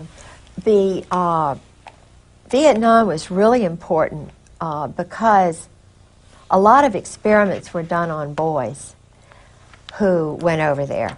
Mm-hmm. I had, since my husband disappeared and since they have been psychologically trying to destroy me, financially trying to destroy me, because I'm telling the truth. His first wife, I know, was murdered. Okay. She was, according to a psychiatrist whose name I probably won't give because he's an honorable man. I was given permission before I went public with Sarah McClendon at the press club anonymously, but they knew who I was on the 3rd of July, 1996, was when I came out with a small group of people. But before that time, they were trying to handle me, to try and get me to be quiet. They tried threatening me and so forth. And I'm trying to remember where I was, what I was going to, the point I was going to make. I can't remember now what I was going to. She didn't seen so much. Important. She didn't seen so damn much that literally rattled her brain, because she went from them doing the experiments on the boys to that. Oh, yeah, General Jim Joy. Yeah. I called General Jim Joy on the phone. I was trying to find where my husband was because I didn't know whether I'd have any money to, food to eat or what. He just walked away, and I knew that the Marine Corps knew where he was. But I was being handled psychologically. On the 4th of March, my home was broken into. They had elaborate plans to handle me. The 4th of March, 96? 1996. 96. And keep in mind, he had disappeared on the 28th of December. Of 96. Of 96, 95. Okay, So put yourself in my shoes. I have no idea where he is. He's done this before, and each time I was totally traumatized. So I get... What happened during this break-in? Well, they were looking for the diary, which I have here. Okay. I don't have the original copy, but this is the diary. Okay, can you lift it up so yeah, we can... sure. Yeah, just... This is it. It's his Beirut diary. Kind of hold those. So yeah. This is it. Okay. And it's in his handwriting. The Beirut diary tells how the intelligence community, the Army and Marine Corps assassins, snipers, are how they operate in a city during a crisis. My husband was the liaison between the White House and President Jamal. So my husband is a friend of Scrowcroft, McFarland's a Marine. All of these men are personal friends of George's. Colby, I spoke with personally on the phone. 2 weeks later, he was murdered. He went to Princeton. My husband knew him. He knew my husband. He told me, Colby told me that... Now this is General Colby? No, this is William Colby, who was head of the CIA. Oh, okay, yes. Who was murdered in a... so-called boating accident. I know exactly how that happened because, you see, the SEAL teams, SEAL Team 6, 4, 6, and 8 are on the East Coast, and then the odd numbers are on the West Coast. And some of the people who are affiliated with the SEALs,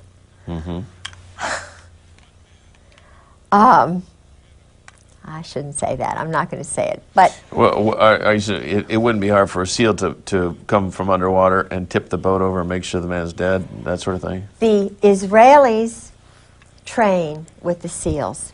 They do a lot of wet ops, murders, over here because of some sort of arrangement. The young... Well, considering what it do hold up 24, considering she is, the former wife of a trained government assassin, I'm pretty sure she knows a thing or two about being sneaky. Boys, I met 3 young assassins on a bus, going up back and forth to Sarah as I went on the bus because they were sabotaging my car so often. So I sat next to 2 young assassins, one from Romania, one from Haiti.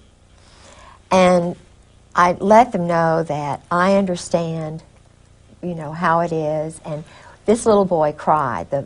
I won't mention which one it was because it may get back to him. But he told me it was the same scenario. His mother, he lives on $850 a month.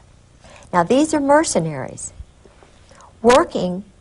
The taxpayers are paying mercenaries.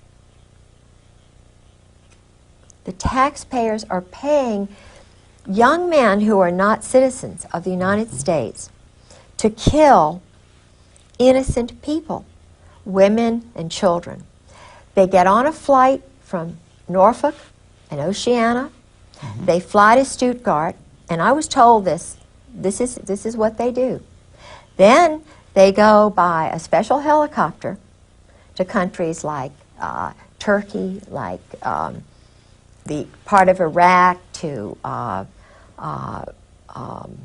Algeria, to parts of Africa, and they do wet ops. They'll just, murder 5, 10, 20 people, and then they blame it on the Arabs, or they blame it on somebody else, but it's actually NATO rogue assassins, because there are men from Australia, South Africa, Britain, that I've been able to determine, and a lot of these other little countries that are sort of wanting to get into NATO, they have little boys that they pick out, and they call them special. They use the word special, meaning elite, irregular, in order to entice these boys because they don't have much ego. So if you call being a criminal, in other words, they are protected. They know that they are above the law. That's what my husband's above the law. Judge John Moore is above the law. Colonel Barry Cantor, my husband's JAG Colonel lawyer, is above the law. Grover Wright, Marine Corps. A lot of these guys who were judges had their wives gotten rid of. Judge John Moore had his first wife thrown into a mental institution before he became a judge. He battered her. And I spoke with a man who has a Purple Heart, two people who knew Hannah very well. And Hannah Moore was deeply in love with her husband. He got back from Vietnam. He was an Army Ranger. He battered her. He physically and psychologically abused her. And she started screaming, doing because I was battered and bruised. A lot of wives are by these Vietnam vets.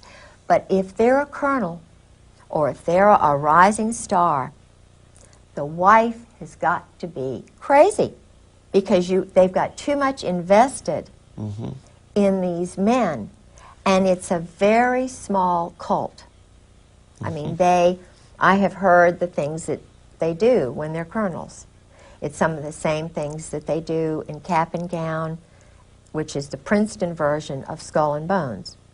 My husband went to Princeton after he went to the Hun School for 4 years. Okay, now we should probably clarify a little bit about, you mentioned Skull and Bones, and many of the people wouldn't be familiar with that, and the Cap and Gown. So what are these clubs that these young inductees are pulled into?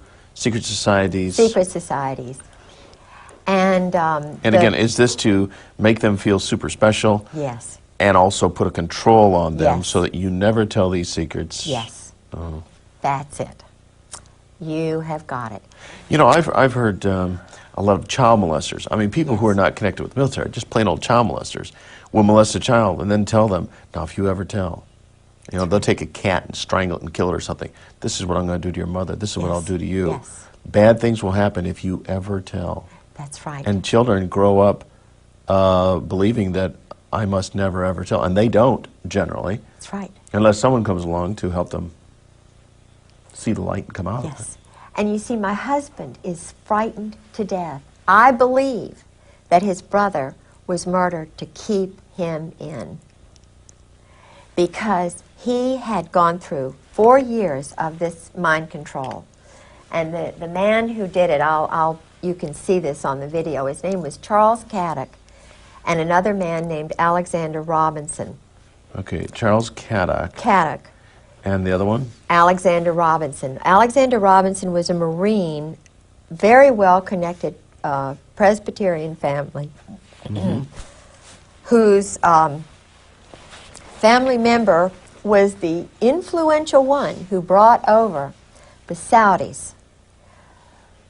The original Saudi head of Saudi Arabia was George told me all this about Mohammed Faisal, Khalid Faisal, and Saud Faisal, and there were something like 32 brothers of the then in the mid-50s, the ordained, whoever was head of Saudi Arabia. It was actually the United States who chose that person because the United States, through Charles Caddock and that group, murdered the good one, the one whom everybody liked, who was well educated, and who was normal. In, I believe it was 1952, 1953, 1954, in Paris, the universal Saudi, the well-educated Saudi, was poisoned. And what would his name Charles Caddock. I don't suppose it's all that important, but anyway. I'm trying to remember. I think it was Fahim, or he died in Paris. And so his brother, his half-brother or whatever, was the father of all these 32 boys, and the three oldest now were snuck into the United States. I have a degree in history, Virginia history, undergraduate degree, and master's in Scottish history. And being a Southerner, we always look at, past is prologue. And I jumped into the Saudi Arabian books to try and find out something about the Hun School, which is in Princeton, started by a physicist connected with Einstein in that group. So I was looking for the Hun School because I knew they went there. And they're in all the brochures. They're very proud to say, we have the Saudi royals went here. President Cheeseborough brags about going over there and being wined and dined, and So I only found one reference, but it was a reference that said something like they went to a prep school in the United States. That's all they said. Well, it was the Hun School, and my husband was one of the playmates. Charles Caddock was the bodyguard, quote-unquote teacher for these guys. So they would go out and play in the woods, and they were doing homosexual things with them. There was a lot of money. They bought a big house. Yeah. And so. Okay, now, I was momentarily distracted. Okay. Explain to me a little bit about this, the homosexual event here. Well, George, for the first 3 years of our marriage, was drinking entirely too much. And he was trying to let me know about his world. And I'm not judging him. He's a bisexual. Okay. And he needed help. He needed help, he needed Still love, does. he needed cry. He Yeah. still does. Mm-hmm. He really needs help. And the handlers knew that I was changing him. I was taking him away from this crazy cult Right. that he'd been in all these years. And we were going to church. He even walked down the aisle one time when Tony Evans preached at Scope. He was overwhelmed. And At Scope. No, at Scope in Norfolk, it's a big auditorium. Oh, okay. And so, but he was a little boy when he was, it's mind control. MK Ultra, somebody said. They had a group of men, psychiatrists in New Jersey. I don't know where this place was, but they would go, and even his roommates in Princeton told me about it. George never, intentionally, he never introduced me to any of his friends. So I had to cold call all these people. I got their names and addresses, telephone numbers. I called all these roommates at the Hun School and at Princeton. They told me things about George and, holding hands with, with Caddick and other people, about being a cheerleader and going off and so forth. Now, a cheerleader, this is a kind of a trade name, right? No, he was a cheerleader for the At Princeton. At Princeton, and Okay. he traveled with the football team. Okay. And here is a guy like that. They put him in the Marine Corps. I don't think that was very nice. Do you know what I'm saying? It was A male cheerleader was in the Marine Corps. This is just the psychological warfare that we are talking about being up against out here. Just one of the many things. Like, of course, a lot of those people in the military were a part of MK Ultra PSYOP program. Again, if you are just now tuning in, this is the Illuminati tell-all interview.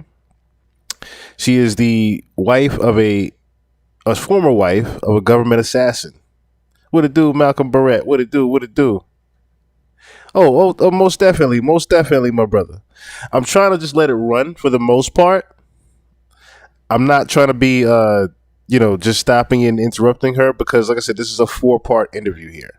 But she's spilling the beans on a lot here. hard for him. But it was part of the the long-term vision. Absolutely. They wanted him long term. And it's because of the Saudis. This is what I believe and what his roommate believes. He had a roommate at Princeton who was also at the Hun, who's a dear, dear, wonderful. His mother is an Anglican. His father was a Jewish doctor from Brooklyn. And Jack is a dear. And we talk to each other a lot on the phone. George sort of, dismissed him because George was getting in with another crowd. George got into Cap and Gown, which is the same kind of fraternity. I mean, it's an eating club at Princeton for intelligence officers. It's Cap and Gown. Would they have anybody involved that wasn't intelligence oriented? Football players and so forth. But I have a feeling that Cap and Gown has a lot of intelligence officers and boys who may have been raped. Of course, they'd never talk about it. Right. But I know that the initiation is, they get very drunk, and even in the Marine Corps they do that. It's called dining in. They have the shellback ceremony. They do a lot of homosexual enticement. The boys are, when they come in, when they're new recruits, they strip them nude, they violate their personal parts. There's a lot of that is going on. What about even now? Tailhook? Yeah. Is there a connection? Yeah, sure, because the cream of the crop is doing this. They're having group sex parties. And that was a Navy operation too, wasn't it? Yeah, but the Navy and the Marine Corps. Of course, maybe we ought to for those That's another. that Tailhook, they don't know anything about. Tailhook was refresh our memories. Well, Tailhook. In fact, I when I was single in Norfolk, I know one of the people who was deeply involved with Tailhook, who was the captain of the Saratoga, was very much involved with this kind of behavior. I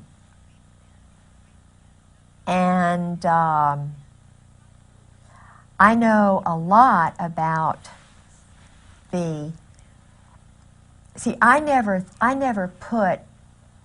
I never thought about group sex. This is so awful for me to contemplate that these orgies are going on all over the Mediterranean, that the captains, lieutenants, the men who rise to the top are the ones who are picked to play the games, the pool parties, the nude pool parties.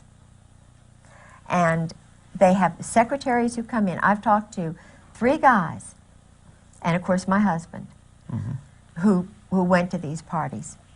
But what they do is, and this is General Al Gray, who was the main prime mover, they would go to a place like Aix-les-Rosé, where Charles Caddock, this teacher who inducted, got my husband into it, he retired in one of these all-male party houses on the Mediterranean. I mean, that's where and my husband kept up with him all through the years. But these sex parties and orgies, they're all homosexual in nature, or well, is there some heterosexual? They start off with the wild secretaries. It's kind of, you know, my husband did those in Indonesia. He did them at a place in Northern Virginia with his first wife. I did not know any of this. I knew absolutely none of this when I married him. He told me he was loyal to his wife. He wanted me to think he was just apple pie, because I'm just a one-man woman. Right. When I took that oath to marry him, Right. love, honor, and obey, that's me. But he, when he was married to his first wife, was just an addict. He was a sexual addict, an alcoholic addict.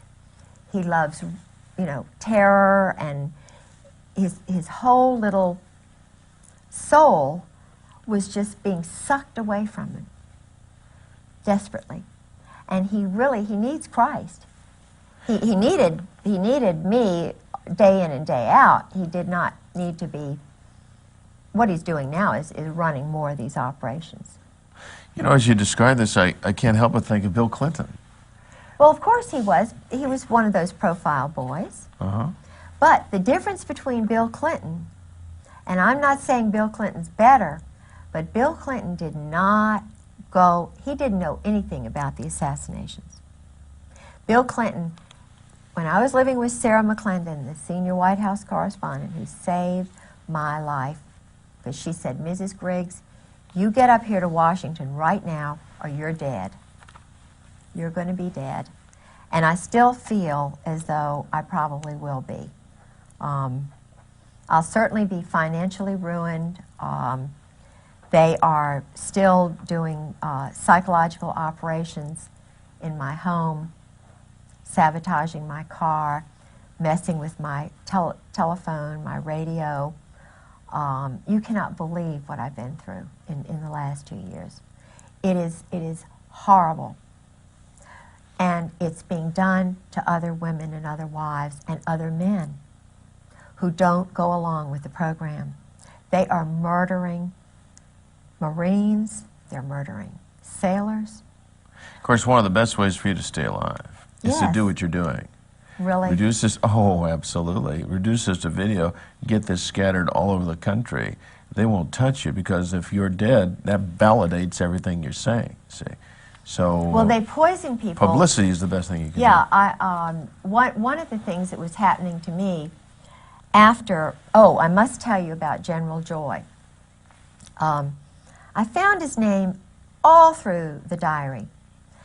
And what was really strange was that George had mentioned him early on in the marriage, but then after a certain incident at Camp Lejeune, which I think is very interesting, relating to tailhook and something that I did there. I'll tell you about that if I can remember. I called, it took a lot for me to get General Joy's phone number, because the Marine colonels were not going to tell me, because they knew I was investigating.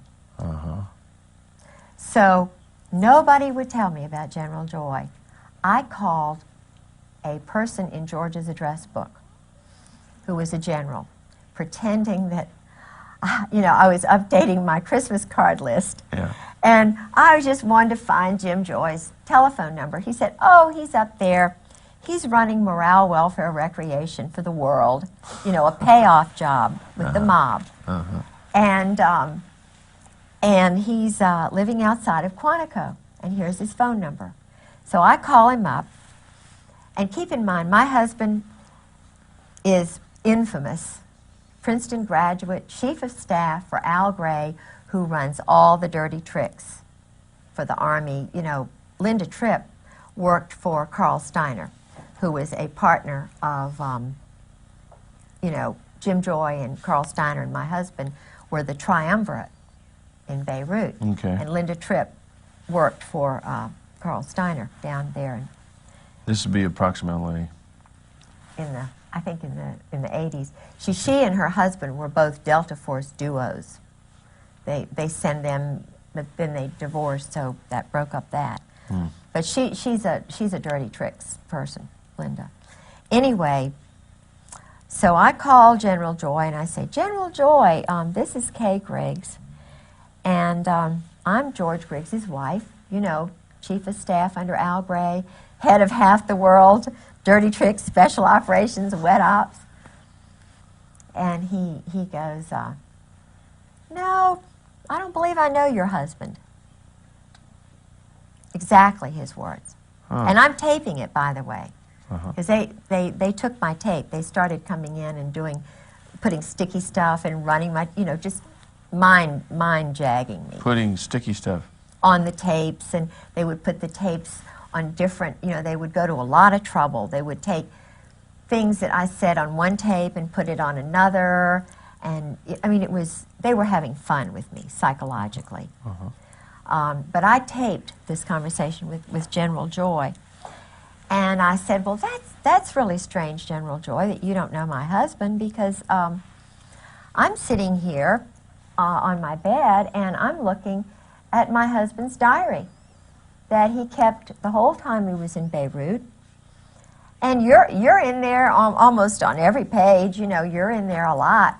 And you're going over to Cyprus and Rome, and you're, you know, getting money for weapons, and, you know, and then they're going to Tel Aviv, and they're doing this and that. And you know, I said, you mean you don't know my husband, George Griggs? And you're a Marine, and he's a colonel? He went, oh, that George Griggs. Because he knew I had the diary. I see. Then he said, oh, Miss Griggs, let me call you back. Let me call you back. So he had to confer with General Sheehan, General Joy, General Gaiman, General Hartzog, and his little cabal, particularly General Gray and General Krulak. So he called me back, and he was just like a little puppy dog. He said, oh, Ms. Griggs, I'm going to be in Norfolk on the, let's see, the night of the 5th, 6th, and 7th. I'll be at a morale, welfare, recreation meeting at the Marriott Hotel, and I would like to meet with you when I get there. You know, I'll be getting in around 5 o'clock, and I could we could go to dinner, or you could come and have breakfast the next morning. We could eat, you know, blah, blah, blah. Or 11 o'clock, you know, now I have to speak at this luncheon engagement. You're welcome to come to that. Or we can meet at, he went through every hour of the whole time. He could not have been more insistent about meeting me if he'd been my father, you know, my birthday or something. And so you did meet. I did, but I was afraid of him because I knew he was an assassin. Joy. General Jim Joy, the one who got Noriega out of Panama. He and Sheehan, the one who was behind the whole operation in Panama.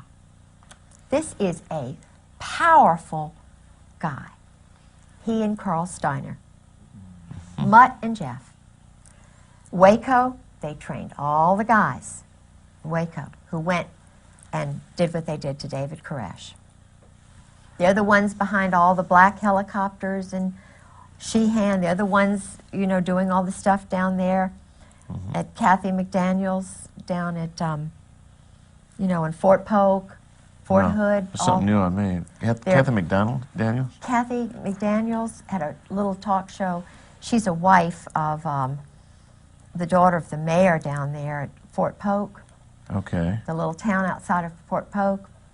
And there were a lot of unusual things happening. And because she was talking about it, excuse me, they took her radio show off the air. And they tried to, it's a long story, but anyway, so General Joy, I got in contact with the NCIS. That's Fort Polk in Louisiana. Yeah. Uh-huh. But I met with the NCIS guy and a Marine that I just met cold call because I was kind of worried about what would happen to me, you know, meeting him. So may I go to the ladies' room? Certainly, mate. Matter of fact, Steve suggested I've that had we to break. sort of go to the late. That's why I've been sort of antsy. Steve suggested we break at 5 after, and I think it was a good idea. Let's break and we'll pick up right where we're.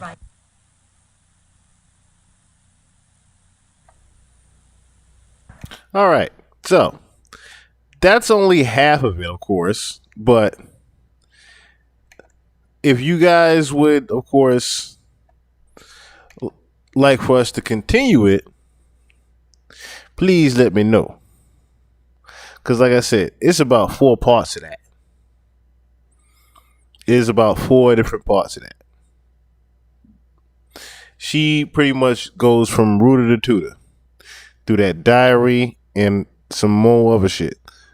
I stumbled upon that video years ago before they actually took it down when she actually died, because they did remove her. And it's very hard to even, you know, search what her name is, let alone, you know, who the guy is that she was married to. But it spilled a lot. Panama and Nicaragua fools came back, shot it up. Yeah. So I'm going to let the rest of this play. And like I said, this is just part 1. When I come back, after I do Pop Smoke on Tuesday, we'll play more of it throughout the week. Because like I said, it's a lot. She got a lot that she letting out. As you've heard so far, she's talked about the MK Ultra project. She's confirmed that and how they pretty much indoctrinate the young men into the military. Not necessarily the Navy, but more so the military and the Army. Indoctrinate these young boys, psyop them, and pretty much throw them out there and become the Jeffrey Dahmers that are out there. It's a sick and sadistic program. And they pretty much pick them out, you know, through psychiatric evaluation. They pick out who they're actually going to put through this little side program. But the Marilyn Mansons, the Jeffrey Dahmers, they were all picked out and former military. That's why they were so good at killing. Because they were literally trained to be good at killing. Well, I think you're fine. We're rolling? Is this one rolling? All 3 cameras rolling right now? They are rolling? Good. Everybody check in. All right. Here we go. Okay, now Steve, come on over here and take a quick glance at the at this monitor. Notice how she's framed here. Does mine correspond about the same? Oh, okay, I see what you're saying. Better take a better look. Oh. So we cut back and forth. We are. Okay, I see what you're saying. Actually, yours is like you say. Yours is a little bit tighter. Okay, just take it wide. Do you want this one in a little tighter? No, no. Mm-mm. She's just right. I tell you, I have the perfect reference. I can Tell them how those chairs are giving a perfect reference. Except that I'm a little bigger than she is, so I may stand a little taller in the chair. Okay. Whoa. Whoa, whoa, whoa, yeah. Oh, the distance, maybe.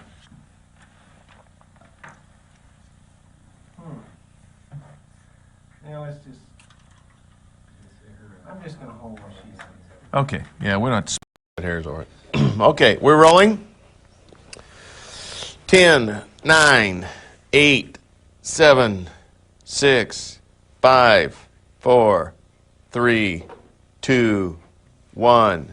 Ignition. We have liftoff. We're rolling. This is part number 2 of this interview. All right. Now, we have discussed just a little bit of a recap here. All right, a little bit about your background, about the psychological profile that these guys look for. Let's see, we discussed the diary. We've discussed Kadak and Alexander Robinson. Robinson, couldn't read my writing, thank you. I have a picture of Kadak. Yes, I noted that. We're going to inject that. We'll inject. In fact, we should have a little session here where we just go through pictures at the tail end of this. Yeah. Picture. We discussed tail hook and. You know what tail hook means, don't you? No, what is tail hook? Uh-oh. I got a feeling. Yeah. Is it a homosexual reference? Yeah, sure. Really? Sure. Did you know that, Steve? Isn't it something? Yeah. And the average person on the street has no idea. No. You know, it's like Watergate. Well, the Watergate Hotel, that makes sense.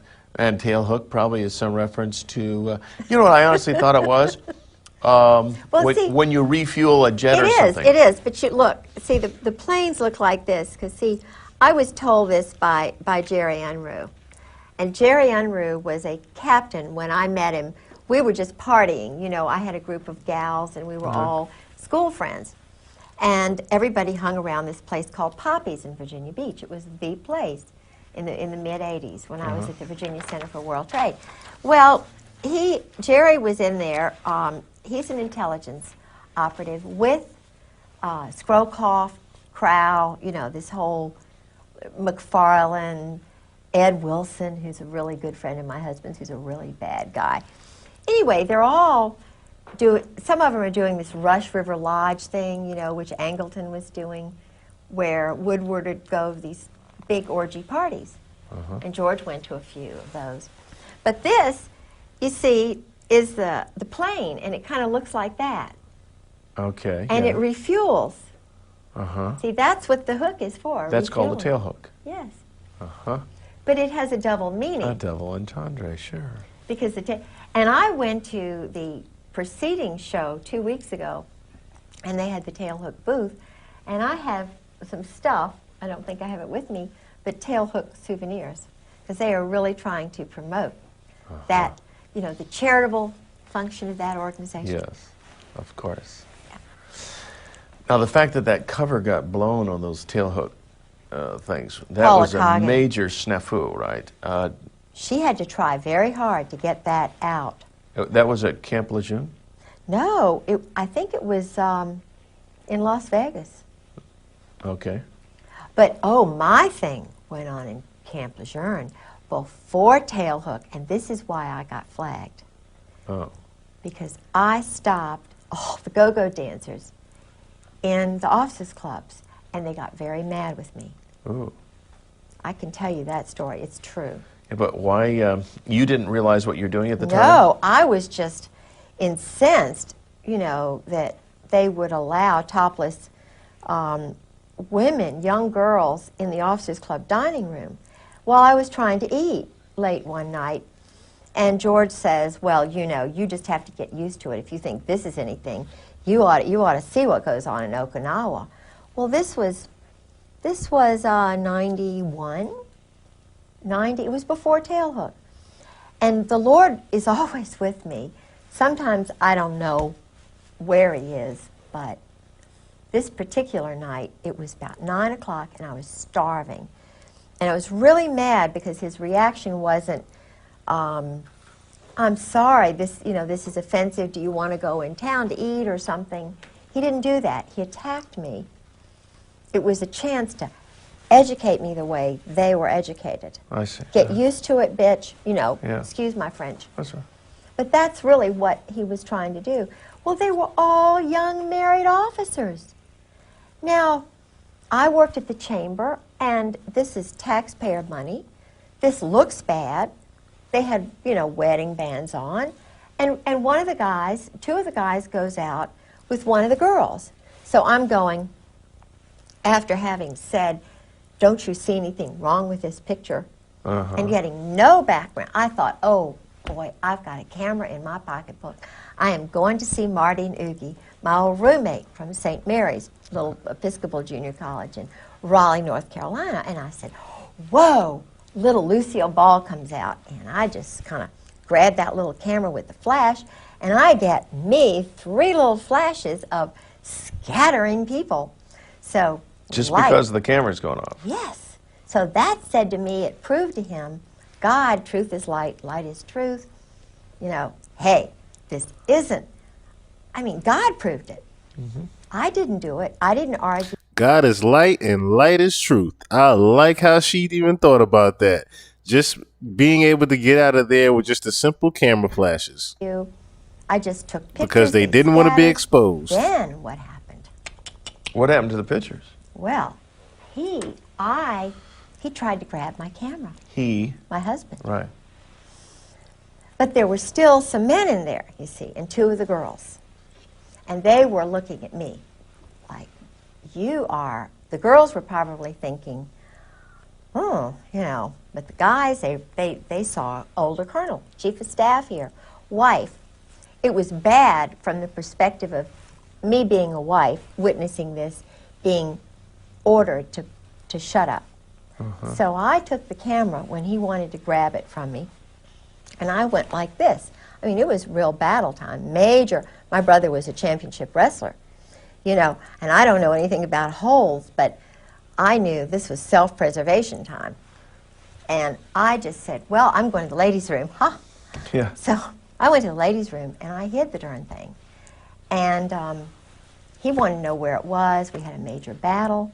But the end thing that happened was I wrote a nice letter, found out the name of the manager of the club, because I knew protocol. I knew you can't go and just really mess everybody up.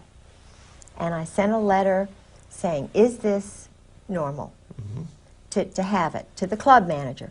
But I sent copies of the pictures and the letter to the wife of the general commander of the base and the wife of the commandant. Oh, man. You wanted to get in trouble. With the pictures. No, I... Oh, you thought you were gonna... helping the wives. Yeah. The wives, at this point, no doubt, are privy to all this stuff, right? Yeah. See, I thought, in the real world, this is what you do. Somebody... But what happened was I went home, and the wives were meeting there, and I told them what I had done, and Carol and Milla said, oh, no, you didn't do that, did you? George won't get promoted. He was trying to make general. But Louis Buell had already died. He wouldn't have made general anyway because of Sue. I already found out about that. But notice what was more important. Not the fact that they were going to be exposed. Not the fact that she might have been telling the truth to get them out of what they were pretty much all in a cycle of being in as wives that just had to shut up and not say anything. And she was the rebel. The main thing on one of their minds was, oh my God, he won't get promoted. Out of all things. I didn't know that at the time. So, but Charlotte Moore, whose family are better educated, and she's kind of the leader of the pack because she's more rational than the rest of the wives. She said, Kay, thank you very much. We appreciate what you did for us. And then all the rest of them kind of, they're like little puppets too. But then I found out from Brooks West that I was flagged. That General Gray had me marked as a troublemaker. Gotcha. So after that, no more stories while he's drinking. You know, it was a very, he was having to balance them and me. You know, he was, I think he was challenged by me because he, you know, he knew that I was a free spirit. He didn't understand Christ. He didn't understand what my boundaries are, but because he was a little bit intimidated by my sense of freedom and my, you know, openness, which comes from a complete understanding of where Christ is in my life, you know, and I follow in his footsteps, but I'm a free spirit because I'm created independently, as we all are, and my husband never had that ability to be free from the time he was a teenager. Because early on he was made captive to these other yes. Matters, the homosexual encounters and the shame that brings and the control. So he was a bent twig early on. Yeah, and he had the Saudis were beginning to pile into Russell House at the Hun School in Princeton, which is the school that my husband was in for 4 years on scholarship. He never saw his parents in 8 years. Now think about this. His parents were shipped to California, I believe strategically so that they could control his mind. Okay.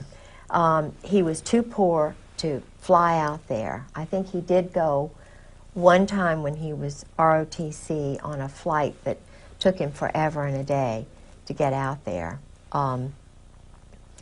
But he had an uncle later on who bought a house in Princeton when he was in college. So he had a little bit of nurturing. And this uncle became his father. Okay. And this uncle's 2 sons and the next door neighbor became his wife. He knew he had to marry because of what he had gone through, and it was, I think, so shameful and so hard on him that he married right at graduation day, practically, from Princeton University, where he had 4 years in ROTC. And he was in the Cap and Gown Club, which, as I mentioned before, is an intelligence sort of football kind of scholarship club. But what's interesting is my uncle, who was in intelligence, Ben Delaney, went through exactly the same hoops. I was thinking, you know, when I met my husband, this is, and it probably was God in many ways, but I thought, isn't it amazing that Uncle Ben, who was the football quarterback star for Princeton, the 1 year they won the whole national thing, he was, he went to the Hun School. His father and mother were both killed or something happened to them. And I think they were a fairly well-to-do, prominent family. He was handsome, wonderful, just a neat man. So he went on scholarship to the Hun. And then, and he went in with crew and all these other things. He was in Cap and Gown. He was, he played on the football team. He wasn't a cheerleader. My husband was a cheerleader. But they were in exactly the same pattern. ROTC scholarship. They left ROTC. They were dependent on the government, on the intelligence community, you know, selling weapons to whatever country. I know the country, but in other words, they were doing work for the joint under the table all these years. Okay, and directly under whose instructions to sell these weapons? Do you know that? Yeah. Okay, and who would that be? Well, It's the Israeli Zionist group in New York. Mossad. No. Well, what would they yeah, call but themselves? everybody thinks Mossad like they think CIA is just a bogus sort of thing. It's really Army intelligence that does just about everything. They run a lot of the psychological profiling, which is done at Quantico with the FBI. It's all a very small group. Harvard professors connected with, you know, the Tavistock and Dar es Salaam, and there's a sexual perversion group in Vienna and one in Colorado. I think that little girl was part of that experiment, you know, who was John murdered. Benet Ramsey? Yeah, because I had some... Well, you know, that raises an interesting point because here... I mean literally, was just looking at a few different video documentaries of the John Benet Ramsey situation. That is one nasty situation then. And on top of that, she's pretty much also confirming what happens with Skull and Bones and all the presidents that go through Skull and Bones, as well as, should I say, Yale and Harvard. There's a high-profile murder that goes nowhere. No investigation. Nobody's pinned. It just goes on and on and on. The parents are involved in that program. But somebody higher High up level. is protecting them. Absolutely. And the same thing that you're describing about the military. Sure. If you're in the clique, you can get away with murder. Yeah.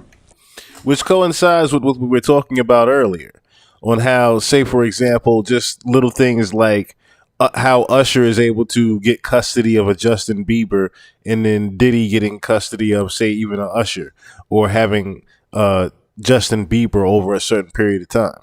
It's a very similar, or should I say the same exact way of indoctrination.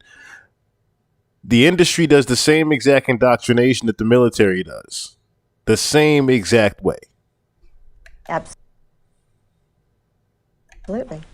Absolutely. Murder, literally murder. And I had a group of visitors. I used to be set up by the State Department, my husband, who had power in the State Department through both Caspar Weinberger and well, his whole crowd. I mean, Caspar Weinberger, George Bush, Colby, Casey. My husband was in that clique. He was in the Princeton Marine Corps clique. Rob, Warner, you know. You're talking about Senator Rob. Yeah, they're and all Warner. Marines. Pat Robertson, all 4th Marines.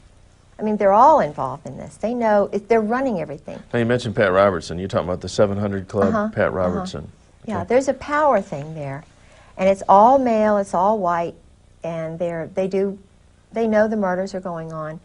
They're surgical, they're strategic, they're political. But what I was going to tell you is I was used because I was the most gullible in high school. And I'm very, very spiritual. It's extremely weird. It's what's even weird, and I do agree with you, Overthoughts. It's really weird because you have to also think about the fact where she says the parents are involved in the program as well. So, like I said, when you hear about some of these sick and weird sadistic things that happen to these kids, hell, Gene Deal confirmed what happened to Usher at the hospital. And the mom just pretty much was paid to shut up. And she didn't say anything. This is what goes on. The parents are involved in these programs. When you hear about some of these sick sadistic things that happen to these kids and you wonder, oh, where's the parents? Well, they were paid to let it happen. And I love people. So, and I was driven to meet all these people from all over the world for some reason. So they would feed me people because they knew I would react. It's kind of like Monica and Bill. I think they put Monica in there to have something on Bill. That's my own feeling. Sarah McClendon feels the same way. Because... And Linda Tripp was there to guide the situation. Absolutely. Of course. Linda Tripp was Delta Force. Linda Tripp was trained by Carl Steiner, who's in the diary with my husband. Carl Steiner is called a snake. And he tried to trip up Schwarzkopf. I mean, he was trying to take the whole Iraqi thing over because they had been baiting, you know, using the Israeli rogues in Turkey. They were having little zigzag wars. It's all to sell weapons. It's all about weapon sales. It's all about drugs. It's all about funny money. Making money. Of course. And the head, Krulak, who is the Commandant of the Marine Corps, his father, Victor Krulak, worked with this Russian, Czechoslovakian double agent who was worked with Al Gray, who was enlisted at that time, rose right up to the top because they were involved with Butcher and this whole crowd that was trying to pick fights. And they were not, they were Army and Navy together, joint. And George kept saying, George calls them the members of the firm. He calls them the members of the firm. I've heard the Brotherhood. They're very close. And it's a small group, and it's very hierarchical. I had Caspar Weinberger's bodyguard farm me when I was at Sarah McClendon's. Now, farm you. Yeah, that's means a term that they use. Where they cultivate? They well, not cultivate, but just want to find out kind of. Still weird. They're doing profiling on me. Women are hard to profile because we're very easy. We're very easy if you understand women. And I think they need more women in human intelligence because we'd solve a lot of these problems like overpopulation or whatever it is very quickly. Because we're the ones who teach the men how to talk, how to communicate. We think on 20 levels at once. You know, we're very spiritual, we're very practical, all at the same time. And they make mistakes by pegging women as crazy when really they're very anxious to solve problems. They're just very frustrated to see a lot of wacko things going on that don't need to be going on, but the guys don't see it. So with my husband and so forth, I was used.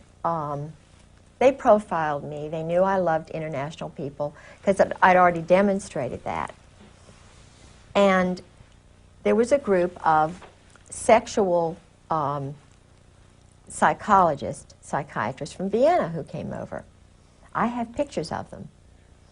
I was their escort. George was already gone, and I was intrigued that they were still sending me people. Okay, now you referred to them as sexual psychologists? Yeah, there's a whole range of psychiatrists who study perversion, sexual perversion. Harvard, Yale, Johns Hopkins, and this Colorado group. Dar es Salaam, where they train the black African terrorists. They train them in interrogation. They train the JAGs in interrogation methods and so forth. And a lot of these guys got their experience in Vietnam. Intentionally, they took these little boys. That's what they're doing in Bosnia right now. They're training future leaders in perversion. They have a school. The British have a school that George was working with in Indonesia for a year. My husband was setting up there was already a program on East Timor, a little place there in the mountains, that had been set up by the Australians during World War II. It was involved, I think, with Burma and, you know, some of the killings that were going on in China and so forth. That T. Parker Host, this man who now controls my husband with Bob Edwards. T. Parker Host, this is how they got together. T. Parker Host, I knew when I was the assistant director of the Virginia Center for World Trade. I was the first woman on the board of the Foreign Commerce Club. I was very involved politically, and I was having a ball. And I met T. Parker Host through someone else. I was the chairman of a board of all these international shippers and brokers. I was just a, sort of a glorified secretary, public relations person. Now, T. Parker Host was the Finnish consul and the, at one time he'd been the Norwegian consul, the Icelandic consul. I thought he was a really nice guy because he was outgoing, he seemed Virginian. I didn't know that much about him. But it turns out he has one shipping agency when I meet him in '85. He knows my husband's profession instantly because he brags about being with the mobs. The mob runs the port of Norfolk. I mean, it's terrible to say, the bankers, and then they have I can't say that. You can't say what? No. The ports are run by, it's a homosexual hierarchy. Okay, it makes, that's not objectionable. Well, okay. And in Norfolk, it's Walter Chrysler, Phil Hornthal, they have the rich ones, and then they get the little ones in by introducing them to the big guys. It's like George met Einstein. Einstein was in that little ring that the Saudis were in. It was a very elite Even Einstein. Isn't that interesting right there? And even more crazy is the fact that she keeps mentioning the fact that it's a homosexual hierarchy. So the entire thing really is about pushing the gay agenda. She's pretty much confirming that. The entire establishment is about pushing the gay agenda on people because it's part of their hierarchy system. Even furthermore into it, it's part of the Baphomet system because Baphomet was neither a he or she.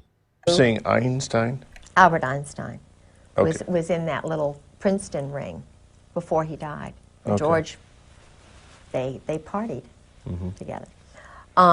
Anyway, so the Norfolk crowd runs the port. It's very organized and so forth. And I knew the person who was running the Maritime Association shipping agency, very nice man who was that way.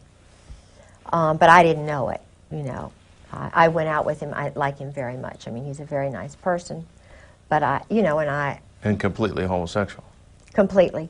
But he liked me, and I thought he was wonderful. Many homosexuals are very he's a engaging very, people. very nice guy. Well,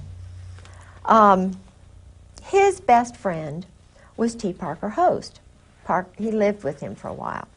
Well, I didn't think anything about Parker because, he'd been married and had a couple of sons, and I thought, well, this is just a guy who's moved away from Newport News for some reason and settled in Norfolk. I thought it was unusual. He didn't have any friends. I didn't know. But it wasn't because of that. It was because Parker had some questionable associations with mob figures, with assassins. He was in the Burma Special Operations Command. He liked living a dangerous life, and he bragged about it to others. My husband and he gravitated to one another. And I thought it was wonderful because my husband didn't seem to have any friends. So I sort of fixed him up with Parker. Well, Parker's the one who did me in, Parker plotted, and it's a long story, but basically, and this sounds petty, but I wouldn't go out with him. And I'm not saying I did anything that was, it's just that he wasn't my type. Obviously. Well, I mean, but he just was, he's boorish, he's loud, he's kind of rude. So you're saying even just in a social context? Yeah. Just, So what happened was, because my husband is so close to Bush and McFarland and Scrowcroft and all these guys, Parker starts getting in with my husband's friends and cultivating them. And he goes from having one shipping agency to dotted all over the place. He goes from being a Democrat in petty little Virginia politics and being the Icelandic Finnish consul to having big shipping deals going through Iceland and Finland and Norway. And my husband's setting up deals in Moss, Norway, which I was the president of the Sister City Association. I was being used while they were setting up, shipment places, transshipment places. I mean, I was witnessing all of this, and it all came back to me, just boom, like that. But Parker, it was so interesting. We had a hearing. I had a hearing with my husband. That very day, George Bush was in town. My husband was in town. My home was broken into while I was in court. Very strategically, I was called by a Marine colonel named Jack, who is very involved with the maritime shipping business, and he knew that I know a lot about that. He called me and invited me as a guest of his to attend the George Bush huge banquet with John Warner while my house was being robbed. My car was sabotaged that day. And guess who introduced George Bush? T. Parker Host. Now, he made it to the big time. Alexander Haig is another one. You can help us out tonight, coffee, Thank anything you. out there. Yeah, he's a friend. Alexander Haig, he rose from nothing to top dog just overnight. That's because he's in the club. Oh, of course he's in the club. Now, how he's in the club, you see. Now, all these guys. Heinz Kissinger. Oh, I have a story. We all suspect Henry's a queer. Oh, but, yeah, I have a first-hand story from Bob, who was there in Cambodia with Heinz. Okay, you call him Heinz. Henry. Yeah, okay. Heinz. His real name is Heinz Kissinger. Okay. We'll straighten up. We got a light that fell down, boys. Did you notice that? We got to be alert to notice all these little things. And that's very hot, by the way. Haig was an army... Just a second. Let's get this straight here, because that is a hot light, and you'll burn your fingers if you don't touch it. By the way, as long as we're kind of in an unofficial break here. So Henry Kissinger, to no surprise to some people, as you could hear, Henry Kissinger, along with I didn't realize who she said the Bob character was gay. Did you have to read my note while I was writing it? See just part of it. When I was writing it? Or only when I held it up? When you held it up over here. Okay. I made an adjustment. Well, I was starting to write, I wrote widen her a bit, and then I looked up, well, lo and behold, he's done it. So I thought, well, he maybe could read this over my shoulder. That's cool. And then... Oh, you saw it and interpreted. I've seen you... You could read it from here? Oh, that's cute. This is... Oh, y'all are wonderful. What a team. And then... What a team you are. You could... Thank you? Yeah, okay. Actually, all you got to do, if you write it, just tip up a little bit, Okay. Because the thing of it, when she's illustrating something and using her hands, well then, seize on that and open it up so that we don't lose the lower part of her hands. Not far enough down to where, strategically we get out of focus. But I saw a little TV clip one time where a reporter was asking George Bush and others about the Order of the Skull and Bones. All these guys were shocked that somebody even mentioned the term, and they just would not discuss it at all. Right. And the reporter said, I understand that as part of the oath, you don't discuss it. And George just flat out said, it's just not to be discussed. And that was the end of the subject. Now, that's because, if this really got out, that these guys are all inducted because they've got some kind of homosexual thing on them. Indoctrination. Or induction. They have to do that. Yeah. They do that. Yeah. In a coffin. And it's even now coming into the military totally. The chiefs do that. They put them in the coffin. They do the bowling ball trick. Okay, you're going to explain this. What happens when you get in the coffin? Why do you get in a coffin? Oh. Now, I actually showed exactly what that coffin thing was. If you watch the Skull and Bones movie, she's going to break down. is exactly that process. Actually, I can show you guys a picture just from the movie itself, Skull and Bones, in which you literally see the full process and how they're actually indoctrinated. Skull and Bones movie, Coffin. Okay, so this is literally the scene from the movie here.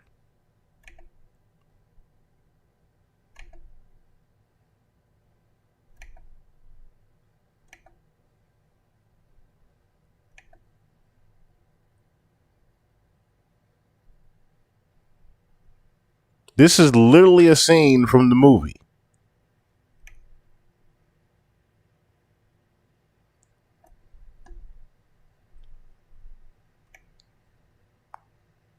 Now, we're going to let her break down exactly what the process is for it, though. But this is the movie. They get, when you get your Eagles, that's a German thing. Okay. You know, it's what the German high command did, and most of them, you know, had the boyfriends and stuff, the Krupps and all of that.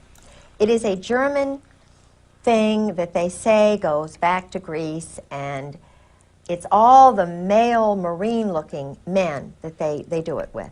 See? So now the chiefs have to do that. What they do is they get, George said it's like a zoo. They get everybody really drunk, and they sometimes call it dining in. Shellback is another time that they do it. Not everybody does it, but the ones who do it, if they're young, they get right up to the top. It's a Okay, well, what actually do they do? They've got a coffin. They get anal inside this. sex. Oh, that they do. They put them in the coffin and they do things. Okay, they perform things on each other. Yeah, while they're all around there going drunk and. I see. So there's a guy in the coffin. Yeah, and he's the one who Is the recipient of all the acts. Right. Right. Yeah. Probably safe to conclude these are oral sex acts on this guy or something like that. Okay. Yeah. Oral and anal, whatever. Yeah. But what's the significance of the coffin? I don't know. It's the mystique about the skull and bones what's and death. interesting is now the young SEALs, Delta Force, the ones who go from Army to BUDS, the BUDS training SEALs, BUDS is the emerging SEAL group. Oh, I see. They're budding SEALs. Budding SEALs. I see. And they have to break into houses. Their training exercise is to break into civilians' houses. For practice. For practice. They broke into my house. When George and I were first married, I had many underwear. You know, this is terrible to say, but lingerie. I had lots of, I didn't buy much, but it all disappeared. And then when the psyching was beginning, I had white blouses, but they would all have black dots on them. I'd say, George, here's another blouse with a black dot. It was just a little message? This was somebody's message, Or I would, after George left, it was batteries in a drawer. You can't tell the police I opened up a drawer where I had 6 batteries and now I've got 50 batteries. They're going to say, well, of course you're crazy, And I started my little sob with a screwdriver. And, I was always looking around for screwdrivers. Well, one day I come home and there are about 12 screwdrivers on the table, neatly placed. Well, you can't call the police and say, I've got 12 screwdrivers, You can't tell people that you've got black dots on all your white blouses. Your shoes are disappearing. And then, this is really, I called the police the first break-in, which was the night of March the 4th. The night before, I went to see General Joy at the Marriott. Yeah. Well, I had already called the police when I was battered, because I was just bruises. I made OJ's wife look like Marilyn Monroe. I mean, you talk about. And I was doing this because I thought it would help him, have 45s put to my head, and he's laughing. He'd strangle me and put his finger on my jugular vein, and he'd just say, now don't you dare move, or I'd be lying in bed and he'd do a jap where he'd just pushed me off the bed. You can't believe what horror I went through to try and get this man to understand what Christ's love is about. You know, people say, oh, well, you should have left. Well, I took my marriage vows seriously. I knew he was injured psychologically by the war, by whatever he was made to do. So, I mean, I'm fine. I just sacrificed a lot. I was in a big wrestling match. Injured injured psychologically is an understatement. With a crazy guy, you know. But I still love the little boy within. He's very troubled. But anyway, I called the police after a number of little break-ins. And guess what? The policeman they sent was a little short guy with a short haircut whose name was Shorty Satterwhite. Okay. And Shorty Satterwhite was saying, oh, now, Ms. Griggs, now you're just making this up. Now, you know, Ms. Griggs, this is just, you're just traumatized, your husband's gone, blah, blah, blah. I found out he was a 20-year Marine. Huh. Okay. And not only that, but there's another part of his life. But that's okay. I mean, he's a nice guy. But he was a Marine. And he takes orders. Of course he does. He's still reserve. So I think, okay, I'll call the FBI. You know, I'll let them know what's going on. I heard about the FISA court and that they, you know, because I'm talking about William Colby, maybe they think I'm a threat because I know all these international people. So I'm just going to call them and tell them what's going on. So I call Torrance, who's the head of the FBI, and he's too busy, you know, too busy. So he sends this guy, Dan McNally, out. And Dan McNally is a very nice guy, and he has this girl interview me, and I type out something about Georgia's history and what I know. Guess who else is a 20-year Marine? Dan McNally. And it just so happens that Dan McNally's best friend, and he's not married either, but that's all right, his best friend, who is from North Carolina and never married, is a best friend of Fred Hentz, who's the one who took me to this place, Mahi Maz, where I had the 2 death threats, who was graduated from college in flat 59. He was intelligence. His father was a German high, part of the Kaiser's elite group. He was NATO colonel, which I thought was pretty neat, and that's why they knew the profile. Kay likes NATO people because she's going to learn a little bit about another culture, you know. And I'm not saying that because his family were high command, but he was also an existentialist. And okay, and again, for our viewers that may not know the term existentialist, you mean? An existentialist, according to my husband, which he is one, Fred Hentz, all of these people are existentialists. They believe in doing whatever it takes. It doesn't matter what the law says. They will do anything necessary to get what they want politically, and economically, and whatever. In other words, killing a leader, killing 5 people, killing 20 people, according to George, is a lot better than war. This is the way they rationalize it. You didn't used to kill women and children in war when the British Army, when they were pure kind of, you didn't go out and kill. I think Dresden, they did do some of that, but that was Walt Whitman Rostow and his crowd. And he's a very dangerous man, because Walt Whitman Rostow is a communist. Okay, and in what capacity is he? Oh, he was one of the wise men in Kennedy's administration. I think he was probably responsible for the movement that got Kennedy murdered. I believe it was an Israeli group which did it with some of these rogues. Okay, now when you mentioned wise men, is this an insider term? Wise men, yeah. Kennedy's wise men were guys like, you know, the Harvard crowd. And he was trying to bring them in to change things around a lot. Uh-huh. Walt Whitman Rostow was the one who got us into the Vietnam War because he wanted to sell the weapons and stuff.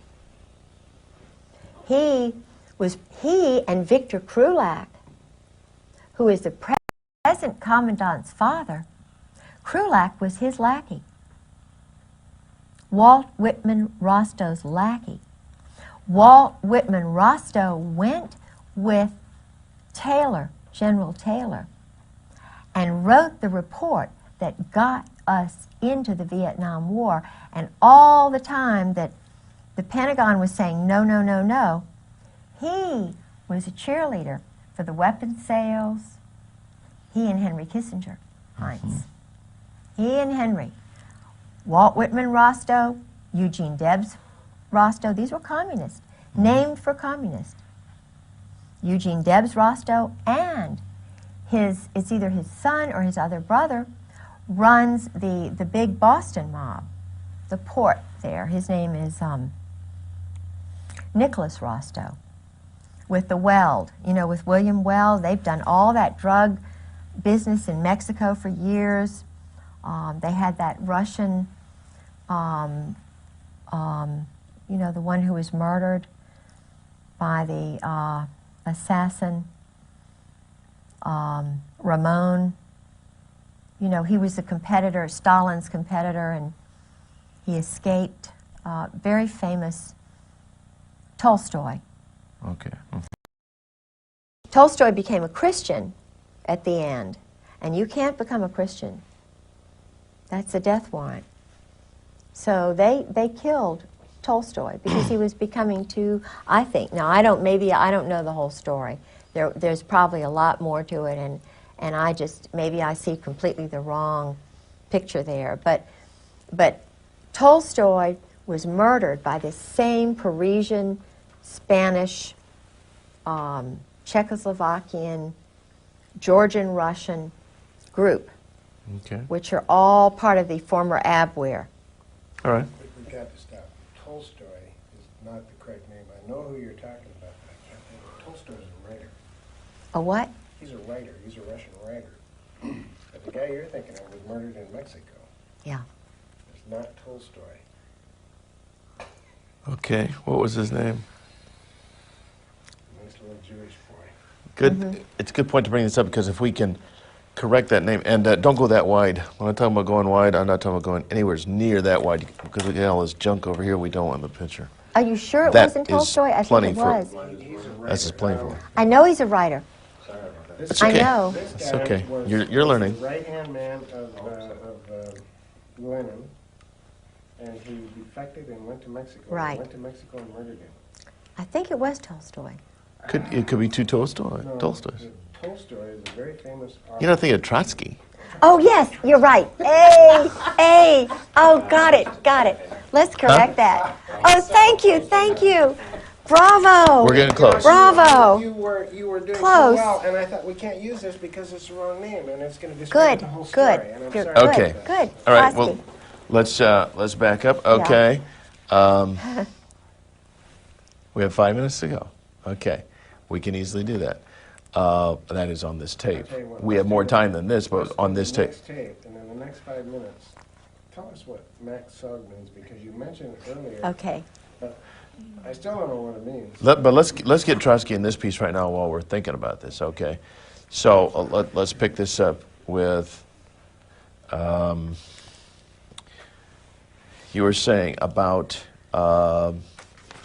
we were talking about the wise men, we were talking about the Rostows and... William Weld in Mexico and the involvement of the Mexican government. And it's not Tolstoy, it's Trotsky. Okay, hold on a second. It won't even be necessary to mention that because that will be completely clipped and edited. So just go ahead and tell the whole story, but use the name Trotsky. All right. Okay, so Yeah. go ahead. Here we go. This group, which was run out of Paris, is still being run out of Paris. This revolutionary terrorist group, which is controlling these Marines and Army Steiner's group. They all operate together. The man who started all of this program during Vietnam used communists who were in the Spanish communist movement. They actually promoted communists in the OSS, which was started by this William, Donovan.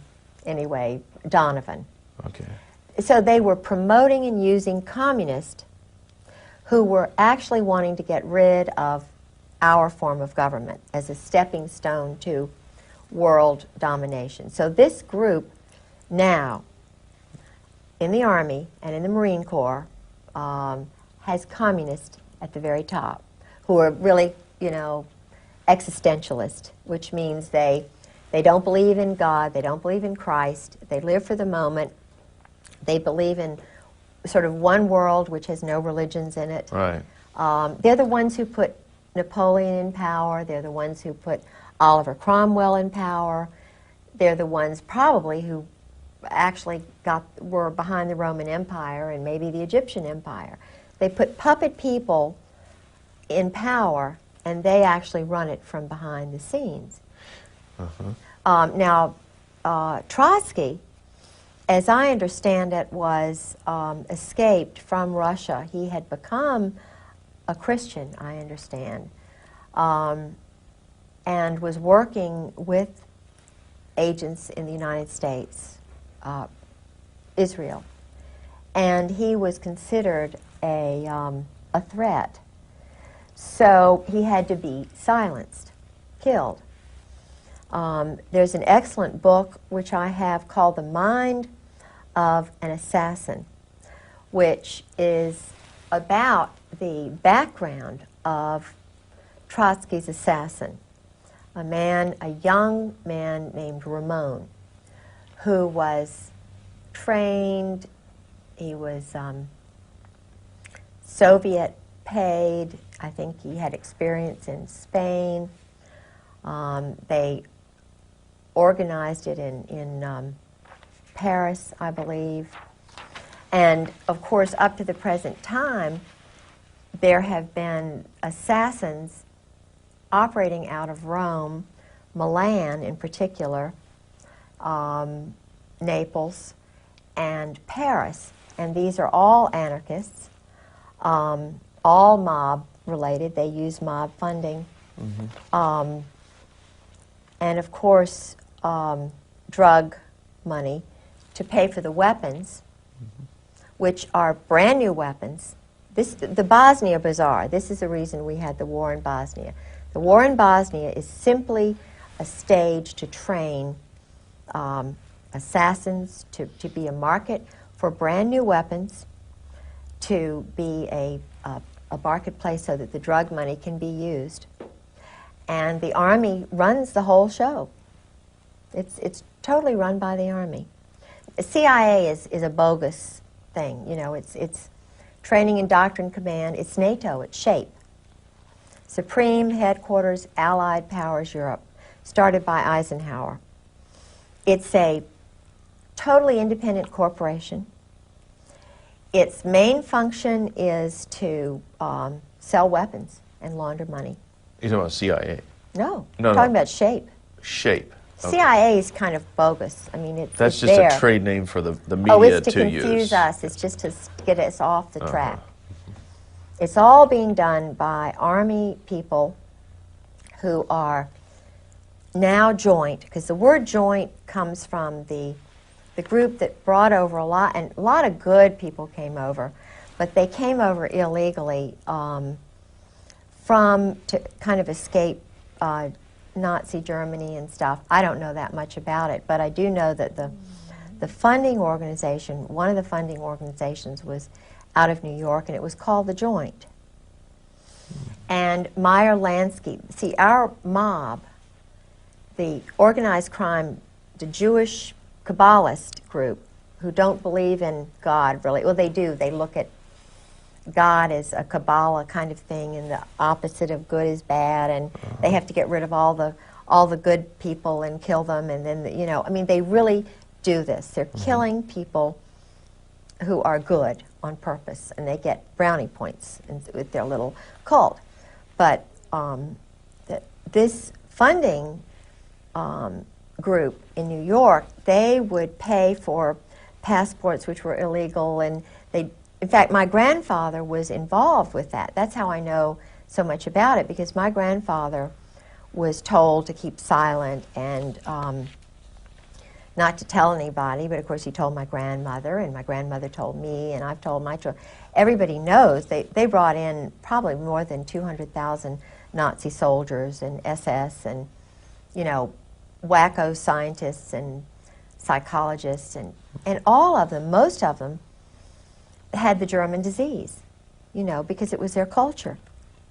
The German disease? Yeah, the German disease is what the Pink Triangle boys were. Colonel Ron Ray writes about this. He's a Marine colonel who's a Christian who's writing about the Cherry Marines, the homosexuality in the group sex orgies and so forth, which brought down the German government, because Naples, which is where all of the Navy is doing their playing. I mean, today in Naples, these orgies are going on. It was where Krupp, the weapons manufacturer, used to take the German high command, and they would go into on the Isle of Capri, into the Blue Grotto. And they would have big orchestras, and they'd bring in little boys, little Italian boys, who would be raped.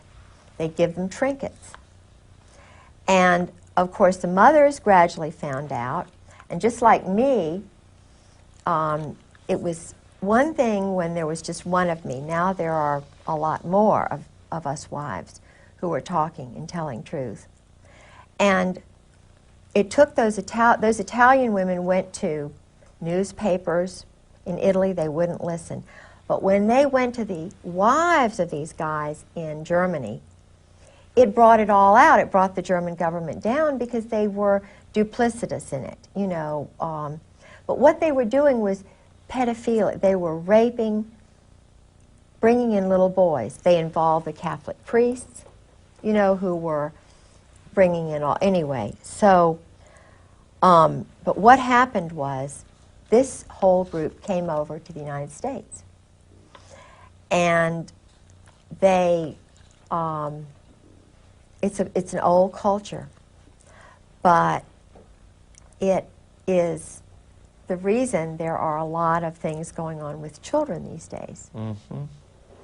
And it explains why it's all being covered up, because if you've got police officers who are playing these games, and they're going in the woods like to, what is this place even Eisenhower played these games. Even Mike Kemp out in, it's called the Hermitage. The Hermitage. In California, where they all they get drunk and they run around nude in the woods and stuff. Bohemian Grove. That's it, Bohemian Grove. Okay, rather than Hermitage, it's the Bohemian Bohemian Grove. That's the name. And they call my brain's. And notice how it's called the Hermitage. That's okay.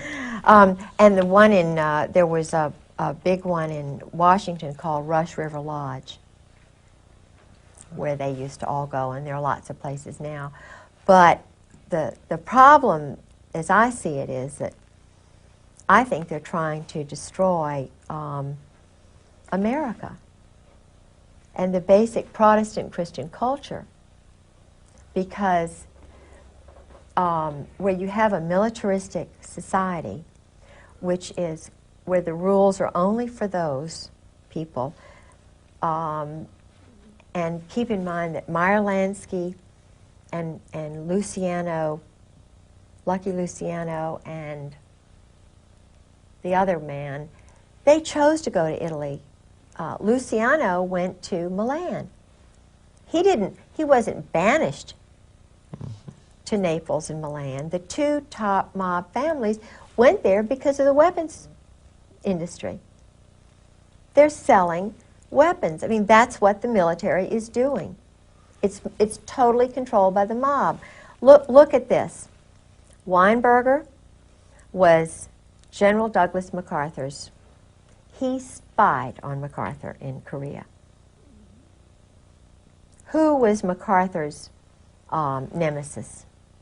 Albatross. It was none other than little old intelligence. I'm going to tell every move you make. Weinberger. Young, but he did it. He brought down MacArthur. Every move MacArthur was going to make, he broadcast it through the chaplain, his little intelligence network. And he got brownie points with the group because he brought down the big lion.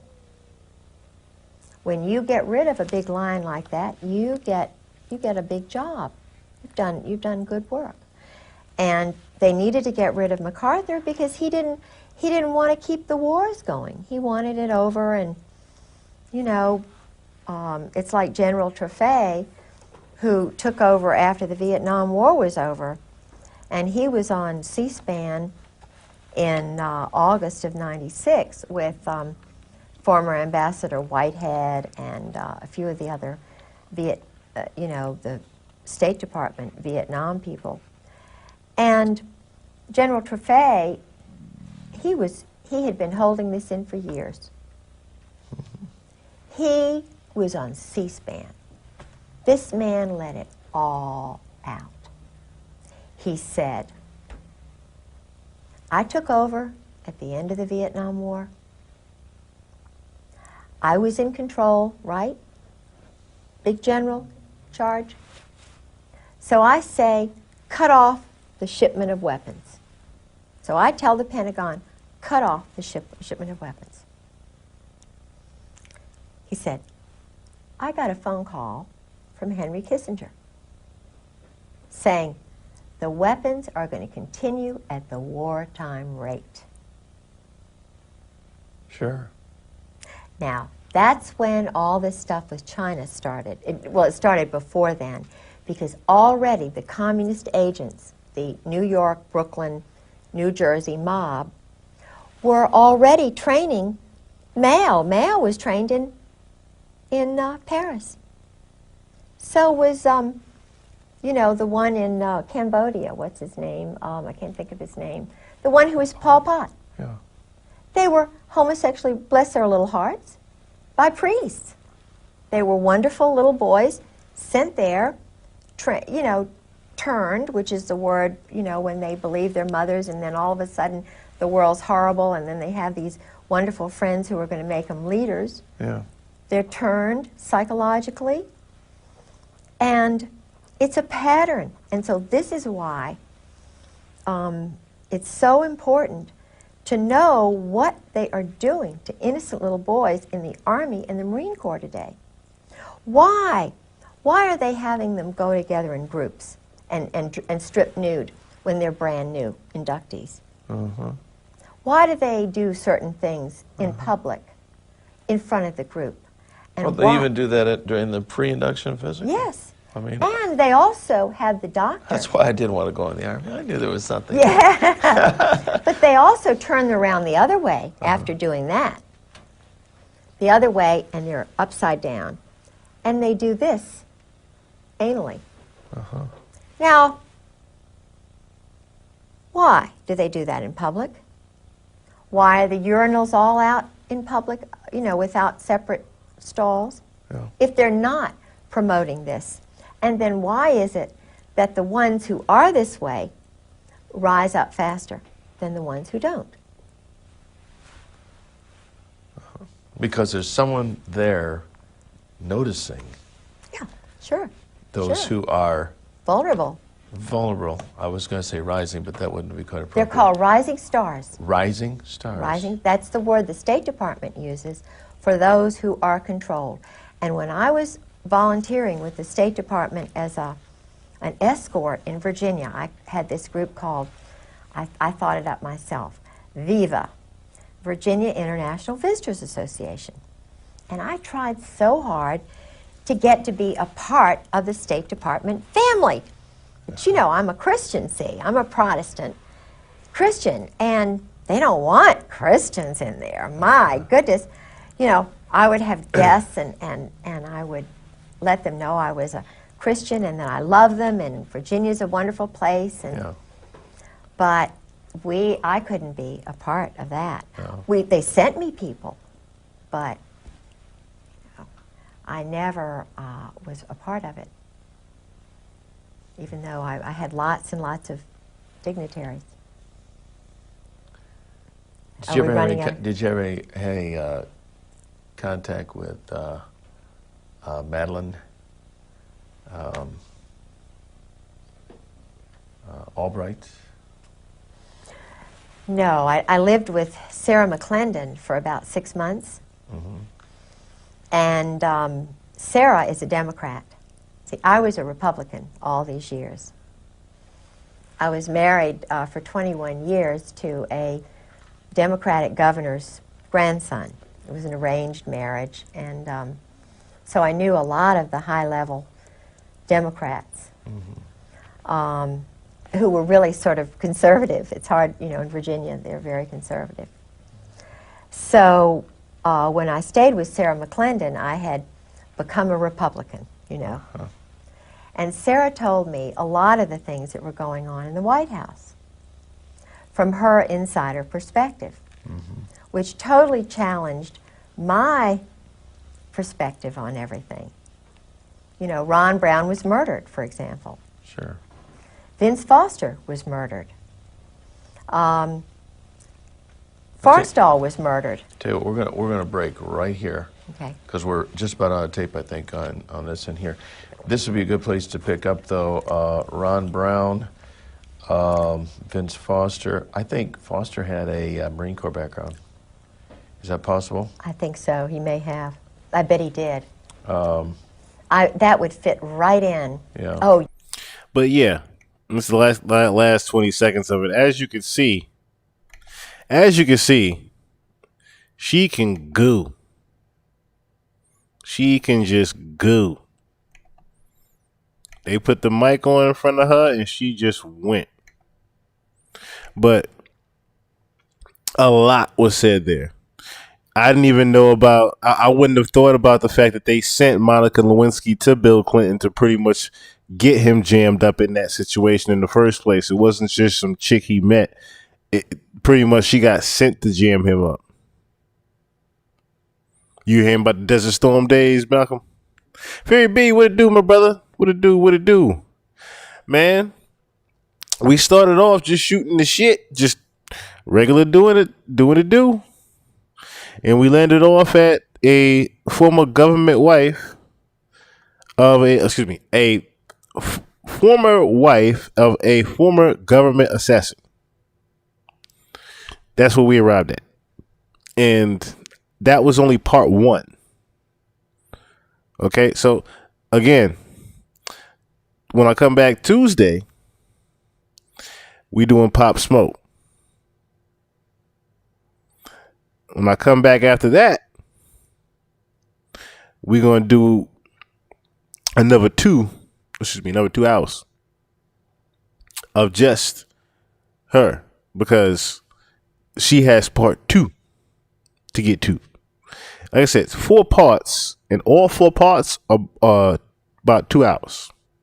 But she's just spilling beans. I think the third one is the second one I think is actually short. And the third and fourth one is pretty long.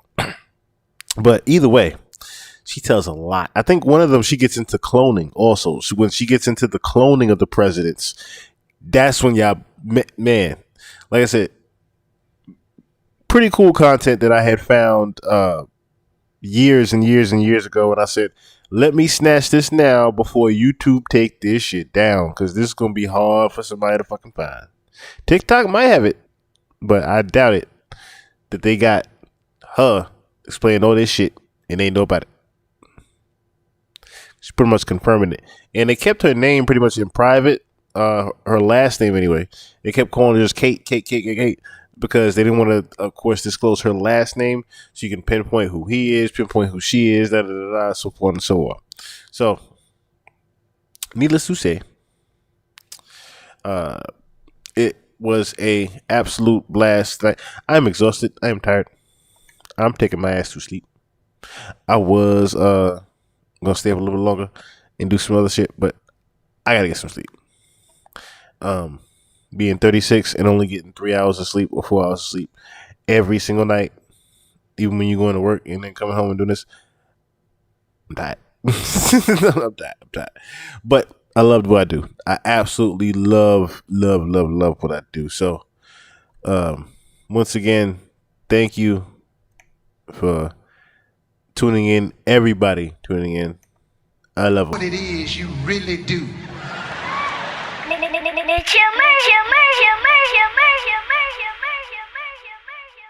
A